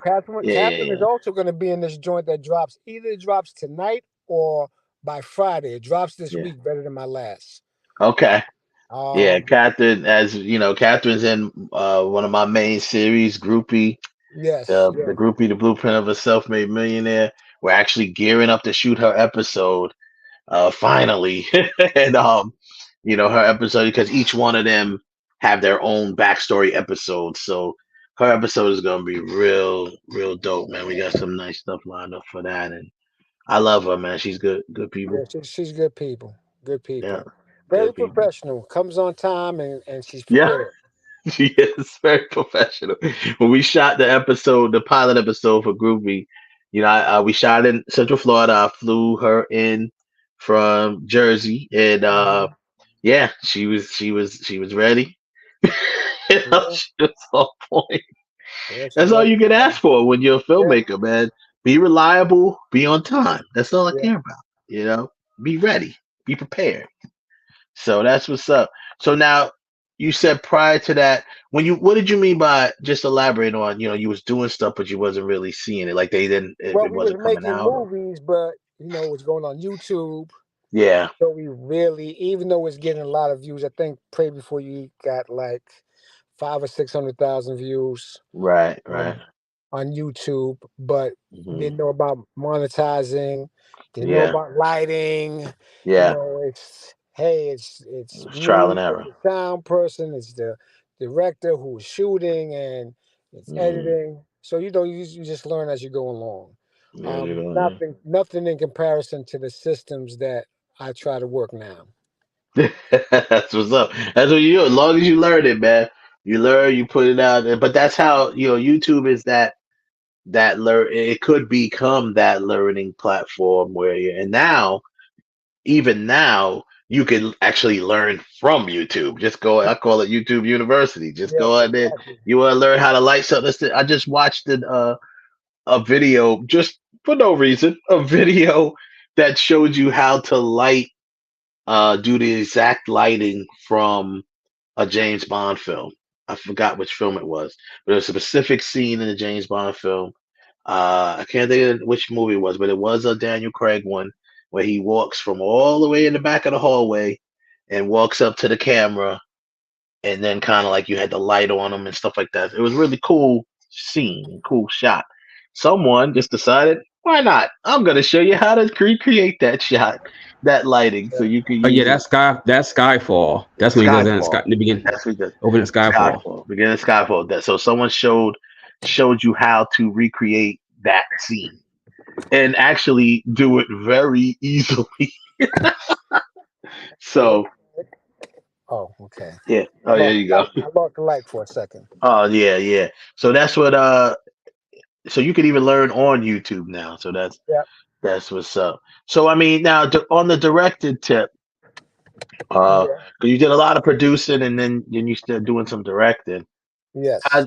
How's that working for you? How you like directing? Well, I don't like directing. Okay, that settles it. You're No, hiring no. me for your next movie. There So, you go. with directing, right? Okay, so I like producing. I do a lot of stuff. I'm Yeah, usually putting everything together. yeah, So, but like when I did uh self destruction, it's like yeah, I had to tune my phone off for the 9 yeah, days. Like, yeah. don't no one bother me for 9 days. Hmm. Um, then we went to Cream, and I did the first 3 days as a director, and handed it to Frank Blenman because there was so much things going on and so much fires that I can't direct Put out. without fires. Get Hmm. people at the airport. Hmm. There's a problem over here, and Frank and them, hey, you like the shot? Like, hey, is the Been monitor there. good for you? And my phone is buzzing. It just was like, listen, Been man, there. hey, can you direct? Can you direct? Yeah, So, it's like you gotta look at the dailies. yeah. You're the first one Well, you up kind of and got the to do last that one to go. anyway, though. No, Even no, when no. you produced I in there, mean, it's like you're the first one up, and and the last usually, one to sleep. yes, and usually my job is to make the director's job easy. Like, you're not gonna get any bullshit. Don't Hmm. bother him. Come bother me. So Right, I'm right. used to being the troubleshooter. Oh, so Yeah, you're basically the line producer. yeah. One eight But hundred one just eight the. hundred everything.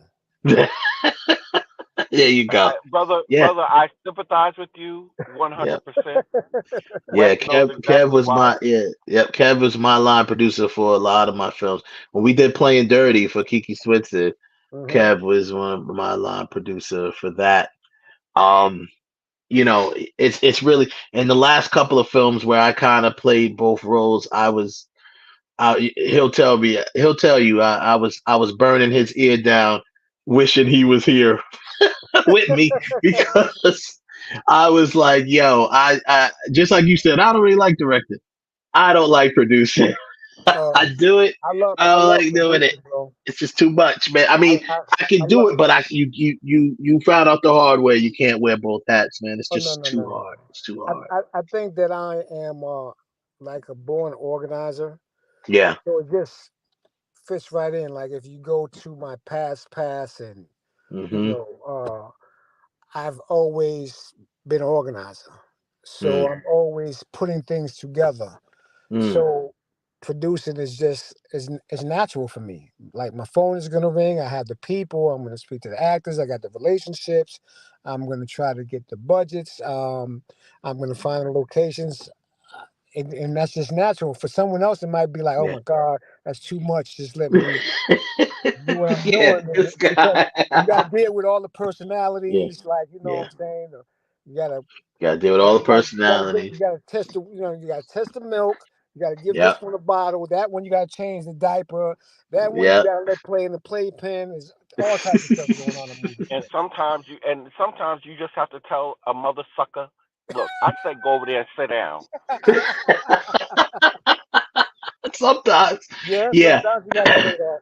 Sometimes you gotta say that. I mean, it's great when you produce, man. And we're talking with Luke Stephen here on Real Talk. But it's great.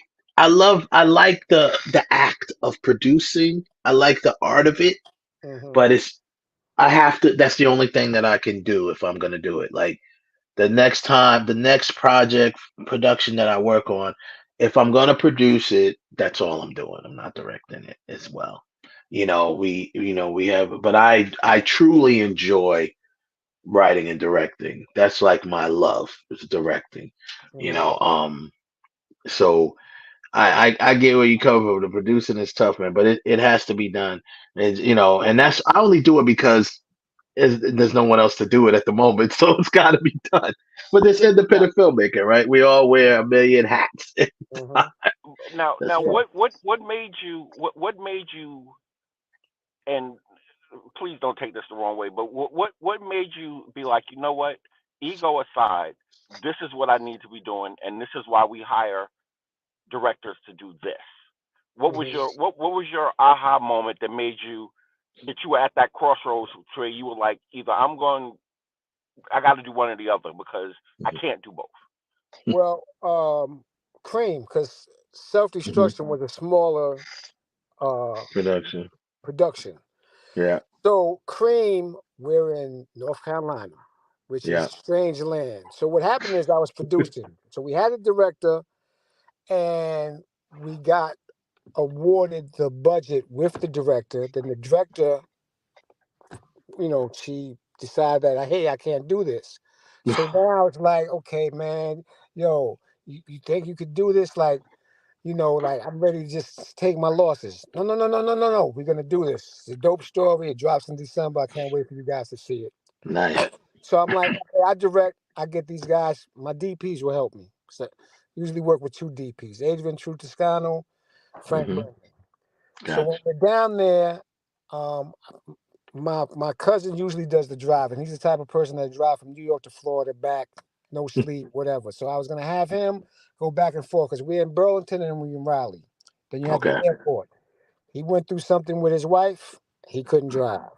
So now it's like I'm Ubering. I got the production manager doubling up as the transportation. So it's like where we're shooting is 45 minutes from the airport and the hotels where the people from Detroit is staying, which is Mina Monroe, Crystal the Doll, and K. Deasy.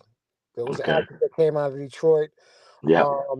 Devin, Nikki was from DC. A couple people from New York. So you have people from all over. So it's just so much going on that my aha moment was like, yo, man, I feel it slipping. I feel it losing. Like I gotta make a decision, and the decision was let me produce and keep the fires out or as low capacity as I can. Frank, direct. I'll co-direct with you. You know what I'm saying? Frank has 30 years in the business, so his experience is a lot better than mine, and he's been in that position. I was more or less forced into that position for Cream to make it work. But I wasn't the director of choice. The director of choice was Abane Nazir, and you'll see her work when we drop Sin sometimes next year. Okay. That's what's up. And she's listed as a writer on Cream. And she's the one that wrote her and her mate and her father's the one who wrote Self-Destruction. So all that UPS truck, all that, track guns that you got to shoot every 30 days, like Obama had track phones, that's all they're writing. Yeah. Okay. That's all they're writing. So That's she did the screenplay for Cream. Okay. That's what's up. Kwame Teague, he's a writer, but he's been in prison for 27, 28 years. That's who wrote Sin. That's who wrote Cream. Albany just did the screenplay with him. Well, she extended the screenplay because it had to get extended like another 20 pages. Okay. And she's going to be directing the upcoming project. She is the director of Sin. Okay. She's the director of Sin. So the way that this is going is Self-Destruction dropped last month. Yep. Better Than My Last drops this week. And that's with Hassan Johnson, Lito. Pretty good cast in that one. Then November, I believe 7 Sins a drop. That's another one I produced for this company called the Plug Network that goes on Tubi. Cream, which we did with Dennis Reed and DR2 Production. 2 Productions, yeah. That's Cream. Sin is with Win Publication, and we got with them. Couple of I see Louis Gossett is in there. Yeah, he's in there. He's in there. He's Rip. well, I know Rip. We've had Rip Michaels on the show. Yeah, we had Rip. We got Shiggy.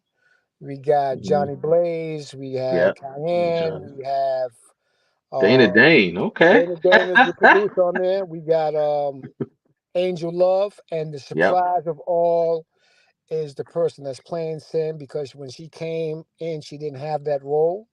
We Hmm. changed her role to Sin while we was doing production after the first day, because the person that we had, they certain things they didn't want to do, and it's like, okay, this is not going to work. Let's switch it up. And Bella Black, and when you see Sin, and when Black comes on that screen, you are in for the treat of a lifetime, because she Oh, just takes over nice. that. She just takes over the screen. And Nice. first time acting, so that story in itself, like you coming into this movie, and this Hmm. is not even your part. So Yeah. basically, you doing the lines, you're learning your part as you go along, because you're giving that part the second day of production. Yeah. She Yeah. killed it. Killed it. That's what's up. And well, that's how you know, man. Some people are just naturals with it. Some people are, trained for it. But we had a similar situation, not really, but similar when we did playing dirty. We had some situations there. We had our lead actress who was great as the role, but she broke a few set rules at Oh, first. that's And when you got eh, Phil's wife, right? no, not Phil's. Oh, that was on the Caddy Shop. That was even more of a nightmare. Yeah, On the Caddy yeah, Shop, we had to get Phil's wife. We flew her yeah. in, and she came in That and that knew the that whole. that Yeah. Phil, that's my sound guy. Oh, Phil, Fuzzy. Shout out to Fuzzy. What's Yeah, up, Fuzzy Media. Fuzzy Media? Yeah, man. Phil was our sound guy on Groupie. He was the sound guy on the Candy Shop and the new one that's gonna be coming out, A Sticky Situation. So, that I'm actually doing some last minute stuff for it. But yeah, man. But yeah, that situation was crazy. And our actress quit on us. We lost 2 days of filming. Well, she didn't quit on us. The bootleg ass manager has pulled Oh, her from the yeah, that project. that's one thing I don't like to deal with managers or I agents. don't either. I don't either. I hate that because I'm like, listen, I try to school people. I'll say, listen, I understand sometimes you got to have somebody that you can pass it off to because you don't want to deal with it.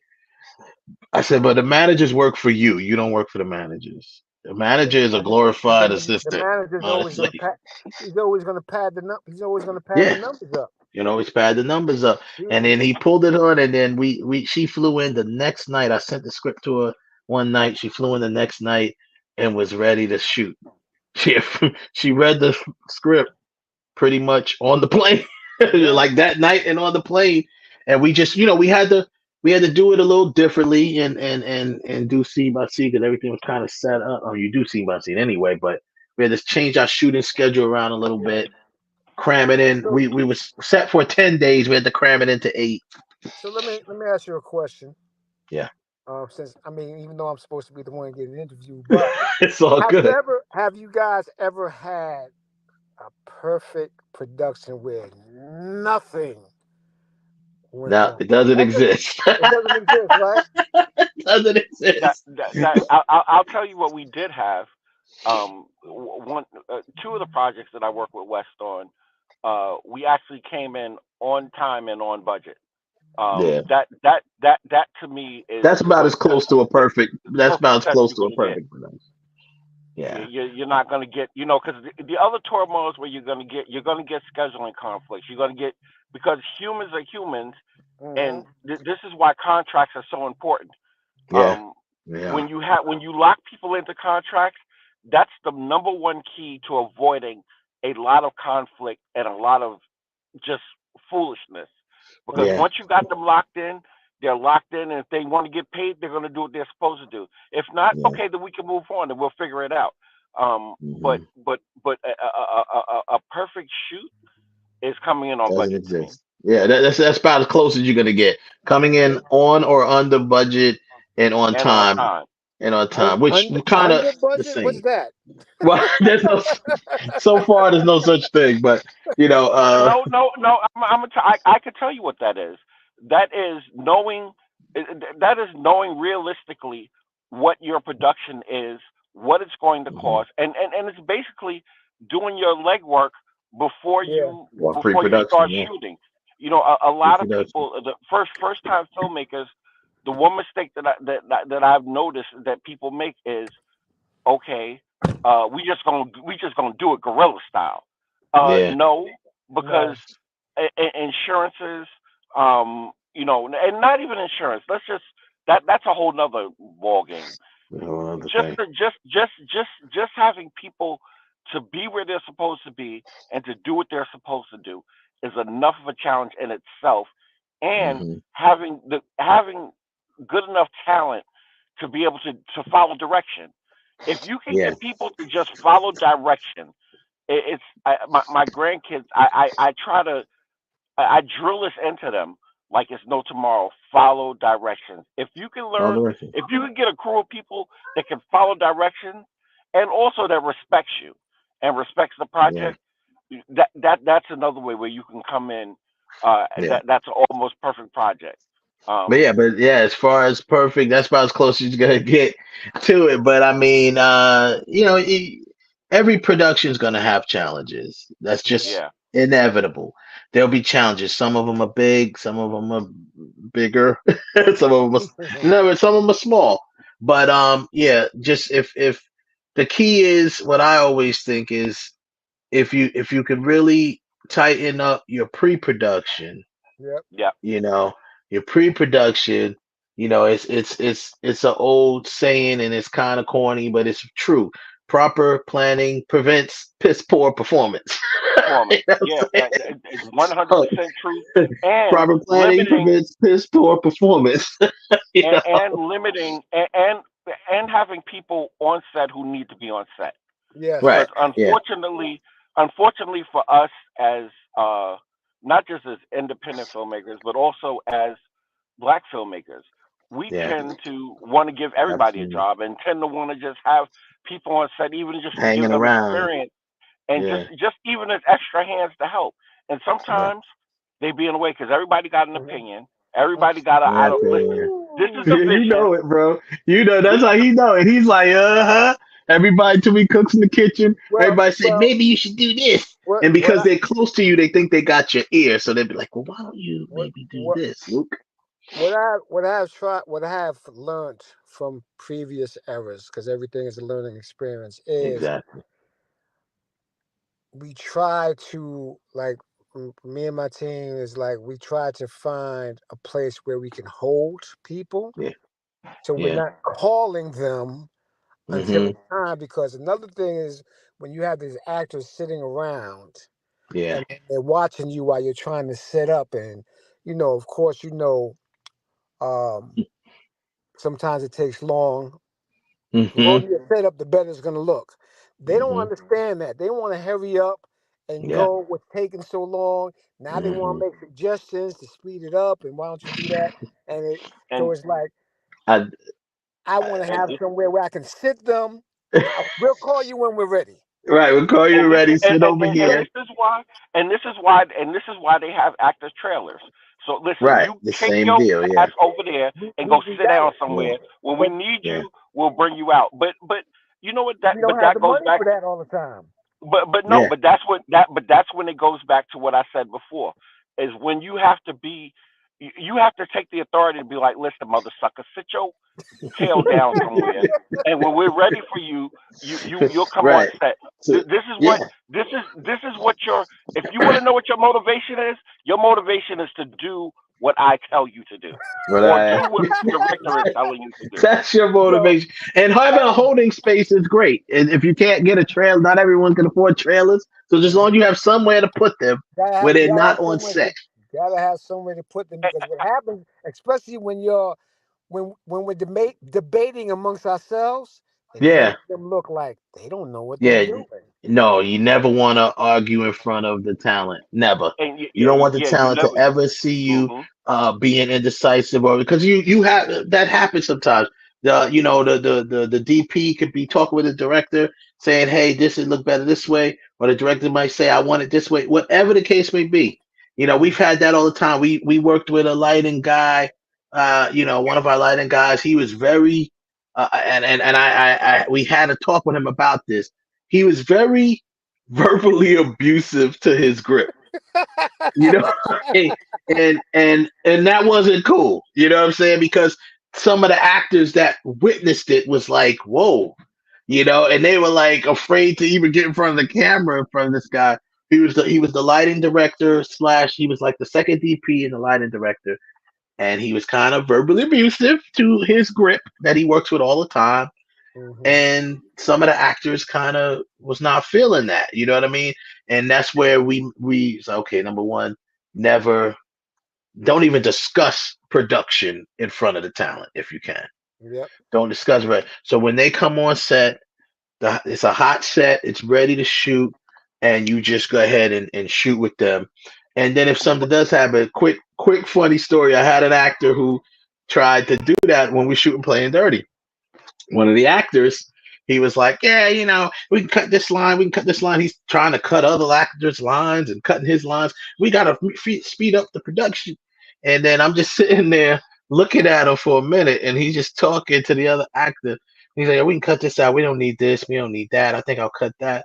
So then I just very calmly says, so, if you keep cutting lines, I'm not going to need you. And he shut up. He put his hands up like this and just sat back, and he never talked anymore about that stuff. I said, and that's what you and that's again, you have there are times where you have to assert your authority, because unfortunately you have rogue actors that are just come in and be like, oh, this is what we working with. I'm gonna run circles around them. Be like, no, you're here because we decided that your talent is good enough to be here. Now, fall and step in line. Now, there's nothing wrong with suggestions.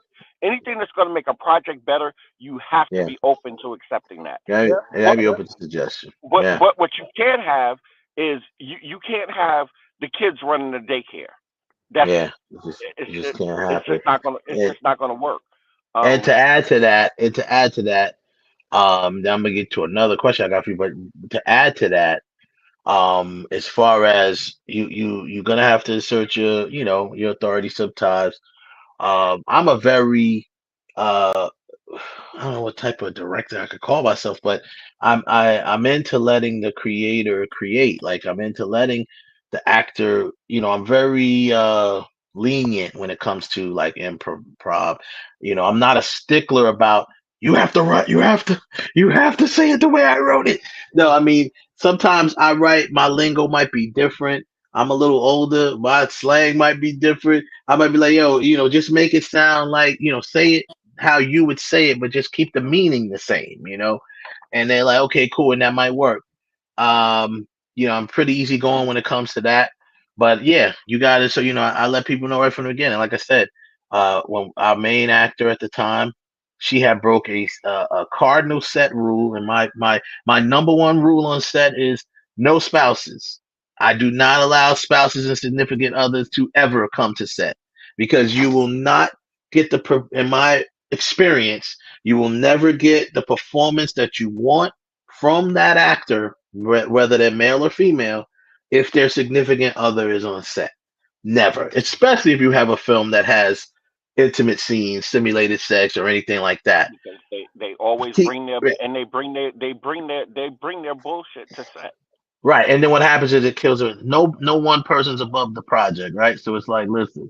So when we had that issue, Kiki pulled her out into the. This happened during the table read.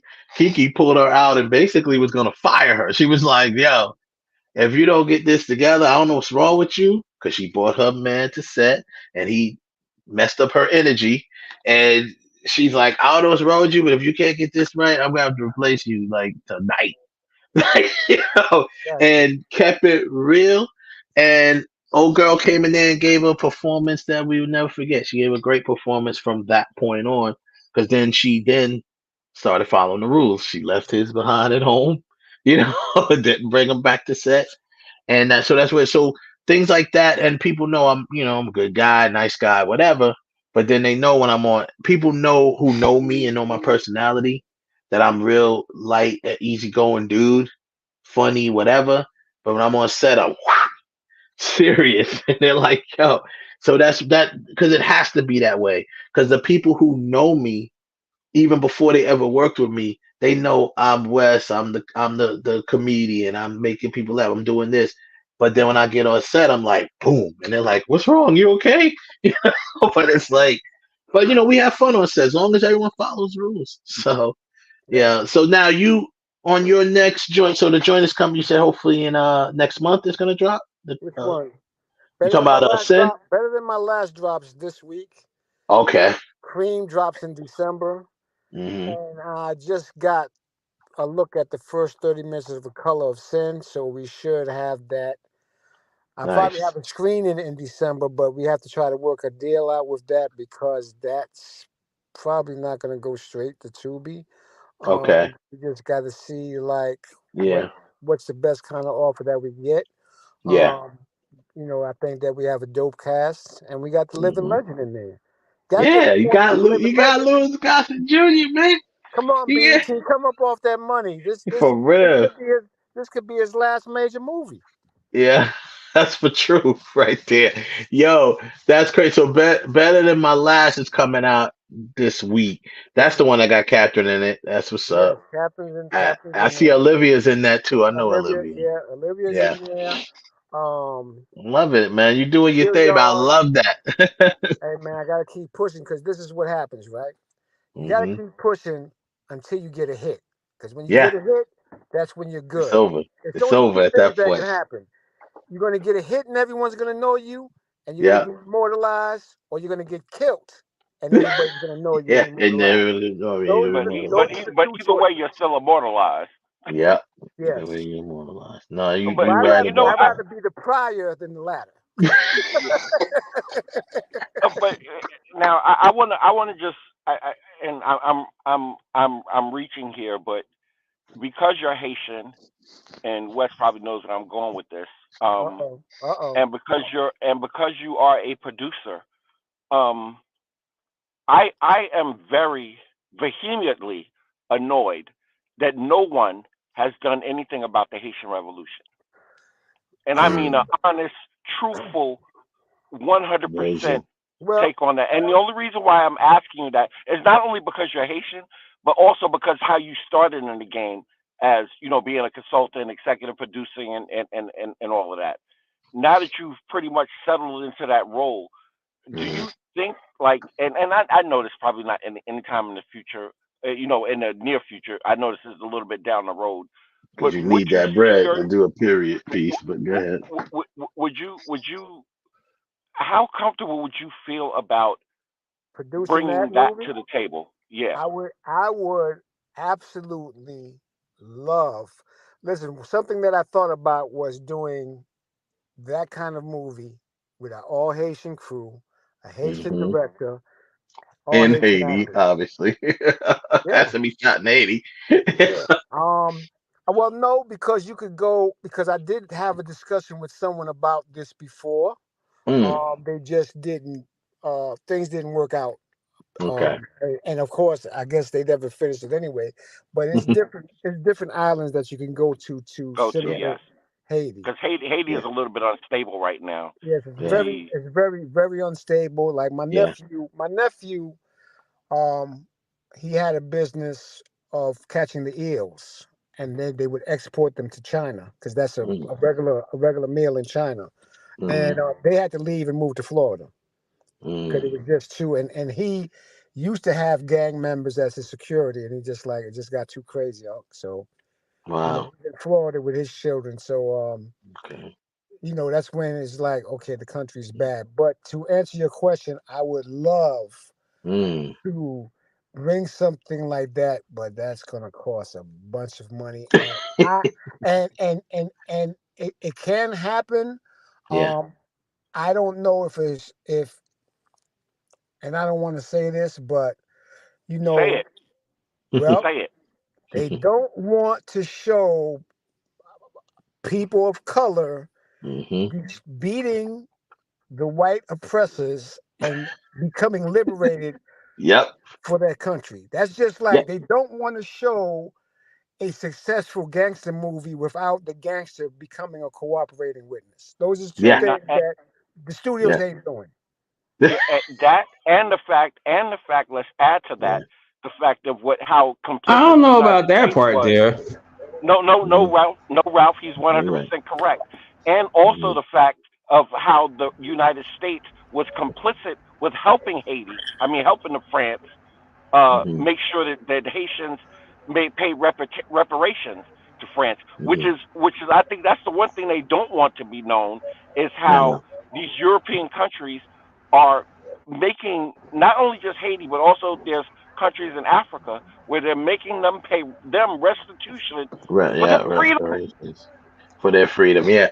I mean, And that story it's needs to be told. I'm it sorry. needs to be And, told. It's and something that's definitely gonna have a budget, right budget for it, but it can definitely I don't think it's at just least budget it's though. on the I think it's table. At least it's on relationship. the table, right? Okay. Listen, I also think, and the only reason why I brought it up to you is because you seem like a relationship person. Mhm. You seem like you're the type of producer that you make sure your relationships are solid. And I Yeah. think with solid relationships, the money will come. Yeah. You just gotta you just gotta and please don't take this as a slight. You just gotta ball up and be like, screw it, we doing this. Are you on board or not? Mhm. Yeah. That's what's up. Talk to me next year after I got 2 or 3 hits under the belt and I have a stronger choice of influence of what I want to do. Because, like I said, again, got to get a hit. If you got a hit and you're Yeah. winning, you're gonna get a chance to do whatever it is that you want to do because you're making these people money and they know that they can make money with it. Yeah. No, That's no, just my you're thought. right. That's just my thought process. You No, know. But I hear you. the only thing I ask is that when you do this, and please just file this away in your mental Rolodex. Do not let them dictate how this story is supposed to be told. Oh, absolutely not. The Haitian community would destroy me. They'll kill me. They'll Yeah. persecute me. They Yeah. Yeah. No, you're they're right. already it's like again they wouldn't go for that.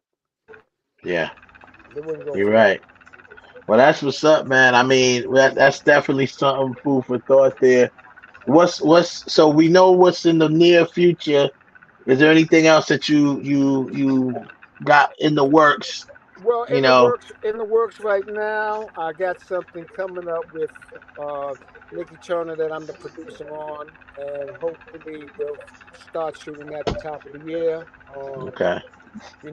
She'll do her press releases when it's time to do her press releases. Right. So we got a casting coming up in November 4th, actually in Richmond. In Richmond. Okay. So we got That's what's that up. next, and supposed to be doing some stuff with Chris Gotti, hopefully in the future. But again, um, you know, as these other joints fall and my position becomes a little better, because as Kev said, I'm a relationship type of person. You can look Hmm. for some more stuff to be coming down the pipe because I'm going to constantly work because, like I said, I'm trying to be immortalized. So there's only Exactly. 2 ways I can go, and I'm not Yep. trying to die yet. You're not I got trying a to long, die here. I You got don't a want to be long way to immortalized that go. way. I got a long way to go. That's what's up. That's a perfect way to end the interview. But shout out your social media, man. How do people want to find you if they want to work with you? They want to Okay. hire you as a So producer or a if you director. want to hire me as a producer, my Instagram and my Twitter is LucRStephen, Luke R. Stephen. And on Facebook, it's no R's, just Luke, LUC, last name Stephen, Stephen. I'm here. You can Google me. I'm an open book. Everything is on social media. What I do, the good, the bad. I'll cry about my wife on social media. I'm trying to get her back. I'll talk about my kids and the trauma I brought them to. There's no lying. There's no Yeah. anything. I am an open book. It's nothing to figure out. Everything is just Yeah. right there. It's just right there. My last question, bro. You obviously you've lived a pretty interesting, we'll say interesting life. Is there a moment that you want to step out and write about it and and Well, film it? I have something that I'm working on, which is a series similar to The Wire. Hmm. That you'll see down the line. And as far as I'm concerned, I say this, right? You Hmm. have to win because when you get your hit and you're immortalized, then everyone's interested in you. Got I'm you. gonna write Good about point. me, and then who's gonna want to watch it? Who the fuck is Right. who's Luke? Who's Luke? All But when right. everybody knows Luke, But that's after what I you want to win, know about him. That's when they yeah, get the money, then and you be that's what. ready. Then you be ready. People say, "Hey, you're already a success story because you changed your life around." Yeah, I'm a success story to my neighborhood, and I'm a success story to some of my peers, but I'm not a success story. Not yet, but I I'm feel going you to be. though. I But I'm feel gonna you be. on that. That's what's And up. I appreciate you brothers for having me on here, Yo, man. man, So that's shout what's out to up, you bro. guys. Keep doing what you're doing. Most Kev, definitely. Ralph, you know what I'm saying, Wes, I appreciate this. Thank you so much. Yo, Luke, man, we Thank you for appreciate you coming coming on. on, bro. And we'll All right. definitely shout out all of the joints. Check them Yeah, out, listen, support. We'll be watching them when they drop. self-destruction, better Yep, than my last, yep. cream, sin, two documentaries, the mundane truth about the Supreme McGriff case, and Mm-hmm. Born to Box. So you guys look for that. Many Yes. more. Luke Stephen. Let's immortalize me, guys. Come on. Let's do it. Let's go. Luke Let's Stephen go. in the building. And Yo, don't thanks, shoot man. me. No, All don't right. shoot him. Let's immortalize him the other way. All right. Thank you, All right, guys. I peace, my brother. appreciate you. All Take right. it. All All right. right. That's what's up. Luke Stephen was in the building, man. Good dude. You know, he's a cool dude and he's doing his thing, man. Yeah, this I can't wait to see. I'm definitely gonna support all his stuff, but better than my last coming out. I'm gonna check that out. My girl Catherine Nunez is in it. So I'll be supporting two people now. At least two people. And then I'm anxious to see his joint Sin, man. Got Louis Gossett Jr. in it. You know what I mean? My man They Rip do. Michaels. Rip was up here before. Rip Michaels. Uh yeah, man. I wanted to get Rip in a joint too. Dana Dane, Johnny Blaze. Johnny Blaze, man.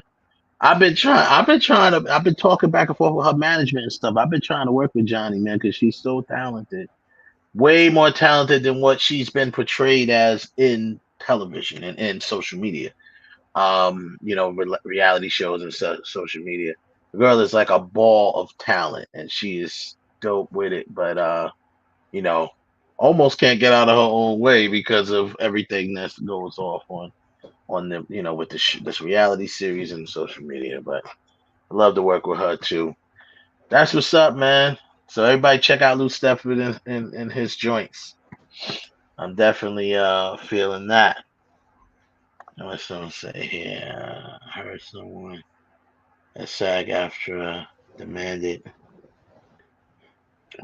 demanded percentage of every customer that joins Netflix. I think that both sides are a bit unreasonable. Okay. Well, if that's the case, definitely Jackie Cole. Appreciate that nugget of news. Yeah, so she's they're saying they're hearing that the SAG is demanding a percentage of every customer. I didn't hear that yet. I didn't see that, but I I'm never not heard that saying one. anything. I did not say anything true, but I haven't read or heard about that one. But yeah, I mean, but that's why next week when we make sure you tune in next week, Jackie, because we're gonna have Tony Perez, AJ Perez on with us, and he's gonna give a whole nother perspective of that kind of really brings up the point of the people that no one is talking about, the financiers and the indie producers and stuff like that where they're gonna take a hit from these negotiation deals that are being proposed on both sides, right? From the actors and from the studios. Um, so I can't wait to get to that next week.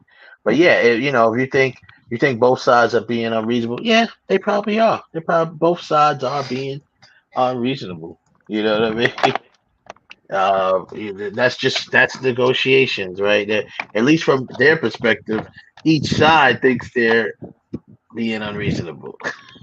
So, but we'll have to see what happens. It's gonna keep going until something happens, whether it's resolved or they move on to other things. But we'll see what that is. Yeah, I think it'll be resolved eventually, but I don't know if it's gonna be resolved this year. And their window is closing before Hollywood kind of shuts down for the holidays, so that window is very narrow now. So it is what it is. But thank you for your comment, Jackie. We appreciate that. Definitely come back and get with us next week so we can we'll be talking more in depth on that. Like I said, Tony Perez is going to give his insight. But like I said at the top of the show, you know, what people don't talk about, and this is no slight or whatever, because a lot of people are afraid to on both ends. A lot of people are afraid to make comments about these things. I got so many people that work on the studio side that are saying the studios are a bunch of a-holes and they should just pay these people, but they won't say that in public. You know what I'm saying? Because they work with the studios, and at the same time, you got a lot of people. I know a lot of actors are like, yo, we need to get this settled, blah blah blah blah blah blah. But they're definitely not going to say nothing because they are in the union, and some of them that want to be in the union, but not yet, won't say that either. And like I said, I'm gonna be quite frank, and it doesn't really mean nothing. But I've worked with the union before, and you know, it has its ups and its downs, and they can. I know that right now it's more or less like they feel like they're being bullied, but they can be bullies themselves too. Especially on the independent side. You know, they throw threats around a lot, to the independent producers, and stuff like that. So they're not angels here. But it's you see in everybody's perspective, that okay, it's a new bargaining agreement. This just happens every time. Obviously, it happens every 3, 4, 5 years or so, right? Every 6, whatever. It just has to happen, because the money is being made different ways now. So now it's time to pay different ways. But don't think by any means that SAG, the Screen Actors Guild, is angels. And I know sometimes they say to people, oh, and then, even if you're not SAG, this is very important to you. Don't come with that, because guess what? You won't let us in your little country club. So don't don't expect the people that's not in your country club to fight for it. So let's keep it a buck. So not only you jump through the hoops, you gotta gain and I understand you gotta, if there's no order, there's chaos, right? So you gotta have some sort of order of how you let actors into the union. But I'm just saying, don't expect the actors that are not in the union to support the union. It's just like they may be rooting for you and on your side, but they're not going to go to the depths of hell for it when it's like, hey, I just went out there and did all the picketing with the actors union, and I still only got 2 waivers, so I can't even join the union. You know what I'm saying? So it's just it's a bunch. So yes, I agree with you, Jackie. There are definitely going to be stubbornness on both sides to get whatever they want on both sides. And like I said, SAG has done, they're not angels. I've worked with them before, and they're just not angels. We're not going to sit here and act like they are. What I think about is the actors, that are, suffering from it. And really, I've never been in this to support the Screen Actors Guild, to be honest with you. I support the actors. So the Screen Actors Guild is what it is. They're like any other union. They got strict rules, and if you don't roll with it, you get rolled over. That's most unions. So I don't really care to per se support that, but it is what it is. So anywho, that was a good interview. I really did enjoy talking to the gentleman. We'll have him back on whenever he's got something dropping and he wants to come back on and promote it. That'll be what is up. And yeah, man. So that's pretty much that. It's not a lot of uh information on the whole front. We just know that negotiations broke down again. You got the studios doing what they doing. You got the actors doing what they doing, and there's really nothing really to report except that there are no actors. So, the Taylor Swift movie has been out. It just came out Friday the 13th, and yeah, it is done. 100 and whatever it was, over 100 million for the weekend, opening weekend. Um, we also saw Taylor Swift, who's obviously everywhere. She popped up at Beyonce's screening of her film. No, I'm sorry. Beyonce popped up at hers. I'm sure she will pop up at Beyonce's to return the favor. Beyonce came to her screening and said, well, chill, took pictures, whatever. We also see, obviously, we see her. She made another appearance on Sunday, whatever football. She was at the game Sunday. Um, she was at Saturday Night Live. She introduced Ice Spice, which is funny because her and Ice Spice have kind of developed a little relationship, and it's pretty cool for her, for both of them. She showed up at Saturday Night Live just to introduce Ice Spice, really, when she's about to perform. Um, I'll tell you one thing, Ice Spice. I'm keeping a buck with you. I don't pull punches. I'm not a fan of your music, but you might be able to learn something hanging around Taylor Swift. You might be learn some. You can learn some stage presence. That's what you need to learn because your stage presence is terrible. So you need you need to learn it. Maybe hang Yeah, it out with. but look at the audience she catering to. They I terrible. know, no, I know that, but still, that doesn't mean that's not an excuse to not be professional. You know what I'm saying? Just because of the audience, and that's how you get more a wider audience. Because if nothing else, I've went to and Kev knows what I'm saying, where I'm going with that. I've been to from being in the music business and doing what we used to do. I've been to so many different whatever talent shows and showcases. I don't care if the person on stage is absolute trash. If their stage show and performance is dope, you still got something to talk about. And I've done that plenty of times. I was like, yo, I didn't really like what they was doing, like their music, but their stage show was dope. Their stage presence was good. As an artist, that's something that they don't even do no more. Artist development doesn't even exist anymore in the music business. Nope. They don't care. They just throw you out there the way you are. No, because And they don't want to spend the money. they don't want to spend the money or the time or the investment. So they throw you out there how they are, get you while you're hot or whatever, and that's what it is. So hopefully, let me correct that. They mostly leave it to you as the artist to do Yeah. all of that, and that's why Yeah. these contracts should be renegotiated Figure it out. on how artists are paid versus what the record labels take is in it. Now I understand that the record business model is totally different than what it used to be, Yes, it and is. but you can't expect for these artists to now develop themselves and to do all of this stuff that some of these people don't even have the know. And granted, we do live in a digital age, so you should know what you're getting into before you get into it to be the best artist that you can be and the Yeah. best performer that you can be. But at the Yeah. same time, there's still guidance and knowledge that needs to be put together.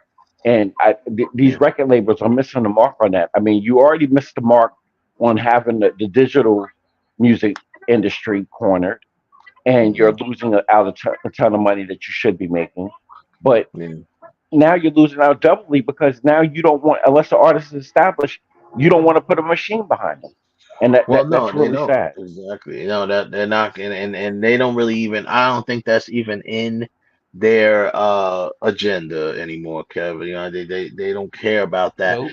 They'll market them. They'll put money behind them to a degree, but most of the time, but they won't develop them. Development deals don't even exist anymore. In the industry, for people who don't know, there used to be something called a development deal. where that was just literally you would sign the artist to the label just to develop them. You didn't even put them out yet. You basically it's money that the label probably writes off. It's throwaway money that they put into a little budget, and that artist is supposed to use that money to record records, whatever you got to do, learn some dance, some choreography, get some media training, go to the gym, whatever you got to do, get the artist a little, get them off their job so that now becomes their job, right? So, okay, if an artist is working a 9 to 5, so that budget might be enough for you to, maybe quit your job or not work for a year and do this because they want to. It's a small investment that leads to a bigger investment. That doesn't even happen no more because the labels are not in the positions to do that anymore. So now then you get people like Ice Spice. I'm not a Ice. I don't like her music. I'm not a fan of her music at all. She seems like a cool little, I don't say little, but a cool young lady. But she's definitely attractive. That is, that's unfortunately, that's the only thing that attracts me. That I even look at her if she comes on screen because she's attractive. But other than that, I'm not a fan of her. And to add insult to injury, her music isn't already that great to me, but she's a really bad performer.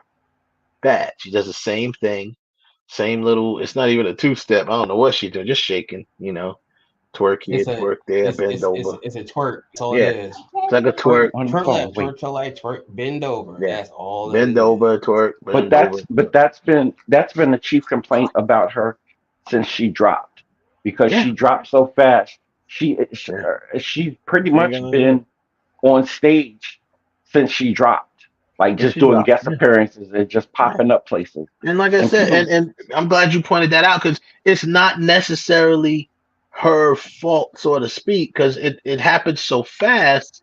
You're just out there. I get it. But, that's why I said maybe going back to her newfound friendship with Taylor Swift, maybe Taylor Swift can teach her a few things because Taylor Swift is an excellent performer. You know what I'm saying? Obviously, she's got a lot of experience in the business, and she's an excellent performer. So maybe she can give her some tips on how to, not only give her tips, but if she's smart, if she does what I suggest everybody would do, when you're in a room, you should be quiet and just listen. Yeah, follow what's going on. Silence. That saying that silence is golden. People do not understand how much that sometimes just shutting up will enlighten you. Enlighten you just so much. Make sure you listen and don't be afraid to learn. And if you're gonna ask open your mouth, it should be questions. If you're gonna open your mouth, it should be a question. Don't ever try to act like you know everything. Those are the people that lose. Like I said, wise man once told me, if you were my grandfather, rest in peace, Bigger Patton, said to me, if you are the smartest person in the room, then you are in the wrong room. Hey, that is what he said to me. And that is a saying that's been around for years. And it's true. If you're the smartest person in the room, you're in the wrong room. You need to be learning constantly. Get with somebody that you can learn from. I only give a little bit of pushback on that. Is the only pushback that I'll give on that is that if you're the smartest person in the room, then you should be mentoring and people should be learning something from you. Yeah, it shouldn't be that you're I think the irony behind it is you're never the smartest person in the room because you can always learn something. Right. I think the message behind that's not the part. That's not the part that I'm giving pushback on. What I'm just saying is, when you're in a room, understand your place and understand what you can bring to the table. That's to put it in a better sense. Understand what you're being, because there's nothing wrong with being the smartest person in the room. But again, knowing when to shut up, knowing when to give your advice, and knowing how to be constructive about your criticism is key. Communication is key. If you're going to be the smartest person in the room, then learn how to communicate both ways. Know how to be open and receptive to what's being said, while in said room, so that way you can learn about the individuals that you're in the room with. And also, Yeah. it shouldn't be communication is a two-way transaction, and should always. Right. And I don't care what it is that you're doing. No, You no, should be exactly. you should be And giving, and you should be getting. you should always seek knowledge. I think that's the real message behind that little whatever they call it, Nugget. anagram, whatever that, yeah, that little saying. It's the message behind that saying is always seek knowledge. If you Hmm. are the smartest person in the room, you in the wrong room. You should be seeking knowledge from someone else as well. Because yes, you can to add like you add to that, you can give knowledge. That's great, but I don't know, whatever you get out of that is just the satisfaction that you pass knowledge on, I guess. So if you can listen and learn from even the person that you're passing the knowledge to, then you learn something and you accomplish something, No, but that's what I meant by that, because Mhm. that's what's missing. This is the reason why a lot of artists aren't developed as they should be, because the people that they're in the rooms with are knowledgeable about what's going on with them, but yet they're not spreading said knowledge. Case in No, no, point. exactly. They're definitely not doing that. I mean, that's a big problem amongst a lot of the industry. It's a huge problem amongst the urban community and industry, music and stuff like that. Because there's a lot of people that don't spread the knowledge. Because I even say that sometimes, when you talk about the old heads, so to speak, you got the young cats that don't, do what they do, and the old cats sit back and criticize them, which I see as some of them deserve criticism, but at the same time, why you ain't putting no knowledge on, you ain't dropping no knowledge on them? Why you not trying to? Now, if you do it and they don't listen, there's nothing you can do about that. But at least put it out there. There's a few The of them out effort. there that, yeah, the effort there. There's a few of them out there. A few of the old heads, like in hip hop especially, that did offer the mentoring and offer the knowledge to, hey, do this, don't do this, do this, don't do this. But at the end of the day, that person's gonna make their own decision. But at least you planted the seed. You put it out there. You made the effort. So yeah, I mean that's what it is. You gotta share that knowledge. But yeah, man, it's that's a whole nother thing. But yeah, man, that's did I say okay? Yeah, yeah. So that's pretty much that. So next week, like I said, we will have Tony Perez come through, and we'll talk about some more stuff on that with the SAG stuff, and we'll get back to I mean, the Jada stuff. It just keeps going and going and going and going. And it's like, oh Wait a my minute. god. Why did I just see a tweet about Jada Pinkett where she has What a surprise. her whole family around her opening the box that the book came in? I know what you're Right. talking about. The Will Smith right back there grinning. Right back there grinning yo, and Will, man, like, look, I know you got some money, bro. Why every time I see you still got that same blue sweater on? Like, what's the story? Boy, Nah, you but minus stuff? a lot. Someone did said that to me too, and they were like, I said, Nothing yeah, wrong with that. He likes his blue sweater. I know, right? You guys, He no, I'm he not talking he about he, the sweater. I'm talking about he, he that's Ralph crippin'. being petty. That's Ralph being He petty. crippin'. I'm I'm He had on I'm talking crippin'. about the picture itself. I said, yeah, well, I'm we not all being petty. know. I'm just saying. Everybody asking why Will hasn't been saying that. I said, Will hasn't saying nothing because Will knew this was coming. Obviously, he knew it was coming. He knew she wrote the book. I'm sure he Hey, read hey, it I'm or on my or show. or, or knew what was in it. If he didn't read it, I'm sure she told him stuff that was going to be in it. He's not just finding this stuff out. That's why he went and hid out. He went and got on the ocean and turned his notifications off because he knew this was coming. Now what his reaction to all of this is, it remains to be seen. And hey, I'm just good. My final thing on that is this. I ain't trying to tell nobody to do what the hell they do. We don't know these people. They open their life up to us. And that's the part where I say I feel is wrong that Jada kind of went that route, especially what she did on the show and stuff like that. It's like, yo, y'all are in a bad position, both of you, because how much can you really get mad at people commenting on your life? You put it on blast. You put it on blast. Nobody asked. Nobody asked. You know what I'm saying? So it's like no one ever asked Jada Pinkett if she's happy in her marriage. No one ever asked Jada Pinkett if she had an entanglement with what's his name. Well, he put it on blast, so she tried to get out ahead of it.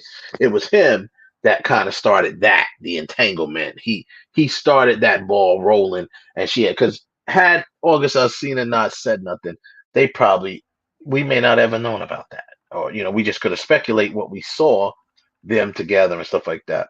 But she had to address it because he put it on blast. But other than that, the other stuff that she has done in the past, nobody asked. So, and like I said before, I think it's a little bit of her.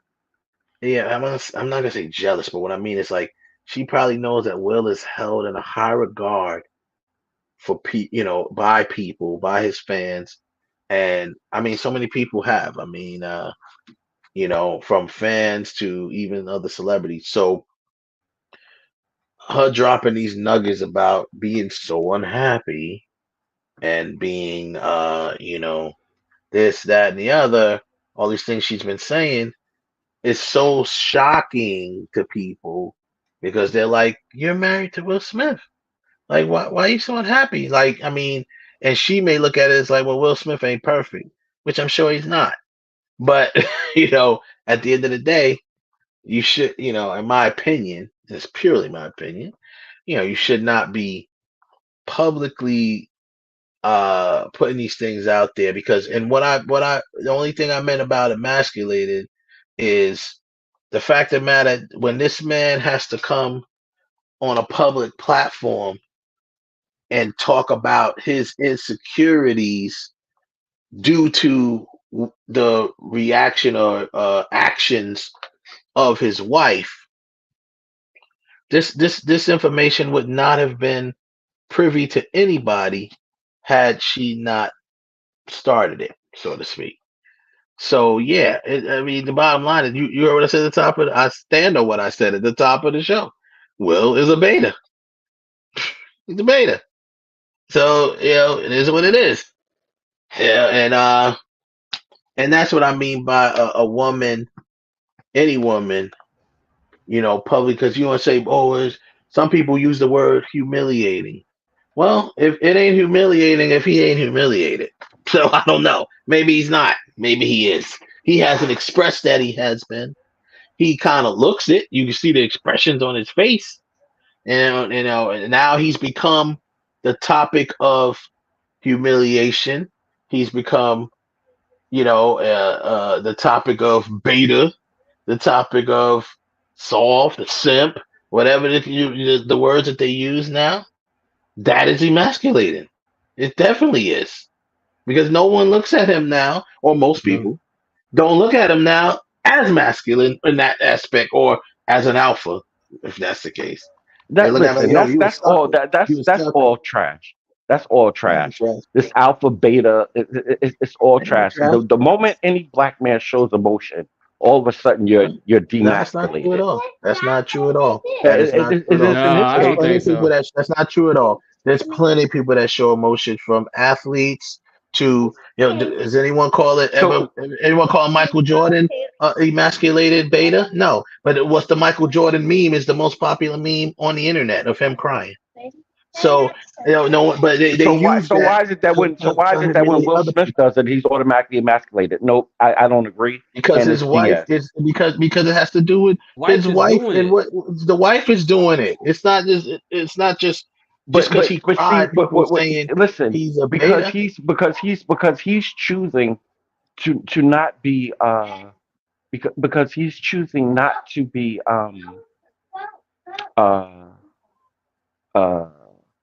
yeah, keep saying public.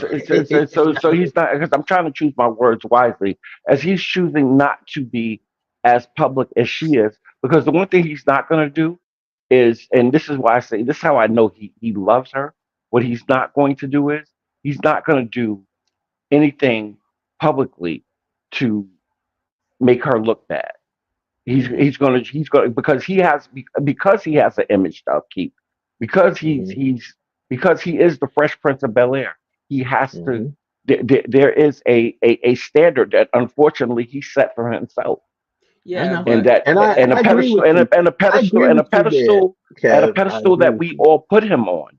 So We put him now on, and I agree with that too. But my simple response to that is, and I say it because I'm an alpha. And guess what? The reason why I say he isn't is because if he was, we wouldn't be he talking shut about it this. down. He shut it We down. wouldn't be talking about this. It would have never came public from his wife. Period. And That's kind, why he is, and kind of in sort of my like that opinion. that image no, you said that's being after him smacking Chris Rock, isn't it kind of that's blown out being the a, water? but again, that's her being a bully. That's her being who she is. No, it's her not respecting him. That's what it is. It's her not respecting him, his image, how he's portrayed in the public, and obviously his feelings about it. That's her not respecting him. That's all it is. So Because but guess what? that Will doesn't Smith make him could less very well that no, that Will doesn't make Smith him could less very of a well man, be or that doesn't make him no. a beta because of that. Okay, that's your Her opinion. In actions, mine, her it does because it would no, have never come up. It would have never come up because she would have respected him enough not to do that. Okay, it would have never come up. It would never.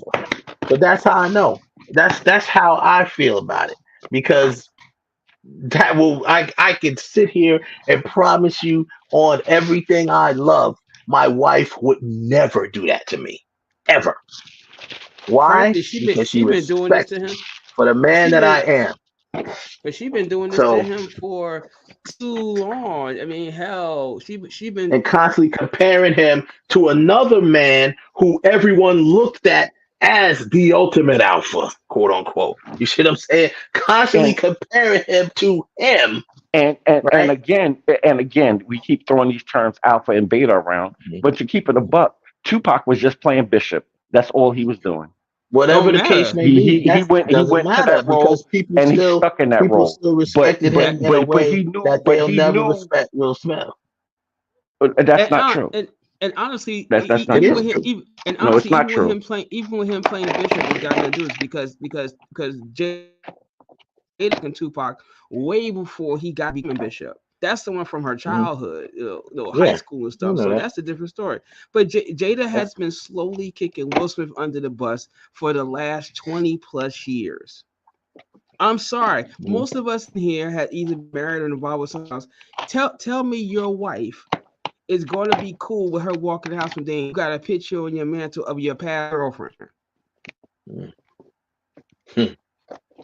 She Yeah, gonna be I like, what? mean, She gonna look at you my wife probably the like, most what's your problem? understanding wife, probably the most understanding, non-jealous, non-petty wife in the world. But even I wouldn't do that. Out of respect for her, I Yeah. would not do that because I'm sure that would piss her off. You know what I'm saying? And I wouldn't do that because I respect her, obviously. And the bottom line is constantly, that it's a whole nother story. I mean, let's take it on our level. We're not on the level of their uh fandom and stardom or whatever the case may be.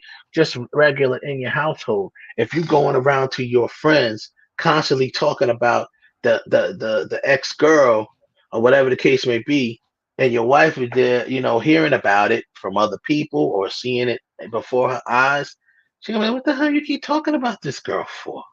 You know Yeah, what I'm why aren't saying? you still with that You bitch? She gonna be like, disrespecting why me. You aren't you still making with me that feel. bitch? A wife is gonna say, "You gonna make me feel like I'm not good enough. I'm less of a woman," and that came out of his own mouth, Kev. That he felt less of a man.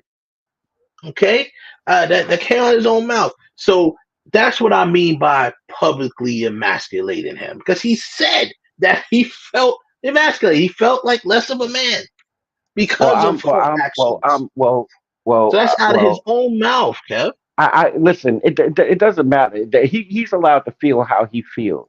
If that's Yeah, how he felt, that's he how he feels felt. emasculated. But So but that but but no. But that doesn't mean that he is. if he It feels doesn't it, mean Kev, he is. no.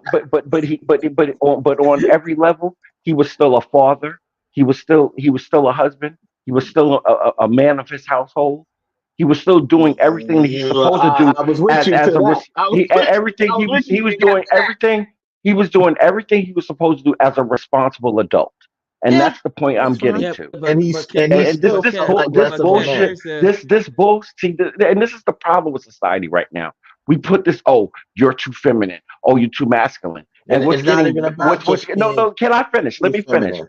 What's getting missed in that is the responsibility of being an adult. The problem that I have with Jada Pinkett Smith, as fine as she is that she's an asshole for an individual and as a human being. Right. That's fine. And And yes, that's the that's responsibility bulliness. doesn't change. And that doesn't mean that the responsibility don't change. And that So is for true. people to say that he's emasculated, he's not emasculated He said because it himself, Kev. He said it himself. no, he said People he don't said have he to say it. feels. Listen, Less of a man. What is that? Meaning that he feels as a in their relationship, he feels like he's not her priority. He said less of a man. Context. No, he said less of a man. That doesn't look up the different definition of what emasculated means. If we want to go there, if we're gonna do this, then look up what the definition of what emasculated means and what feeling less than a man means. That's two totally separate things. Kev, wait a minute. I get what you're saying if you want to use the techno film. However, you are up here debating the subject on something that the man said himself, regardless if he knew the right terminology of the word, how he personally feels. You can't debate him on how. Okay, you know what? I can't. You know why? You know why? You know why? You know why? You know what? And you know why? You know why? You know why? You know why I can? You know why I can debate him? Because I've been in a marriage like that. Let me answer your challenge. Let me answer your challenge. Emasculated, deprived of a male role or identity. Okay, how did she deprive him of his man role of identity? How did she deprive him? Let's break it down. Let me finish. Let's break it down. I'm breaking down. He said it out of his own mouth. Nigga, please stop. Insecure, emasculated men, deprived of a man role or identity, made weaker or less effective. Emasculated or so they say made weaker or less effective. Now, can you look at that description and tell me that if someone says she made this whole thing, her actions made me feel less than a man? It's the same thing, Kev. It's the same. No, it's not the same thing. It's not the same thing. People can chime in and everyone can say with it.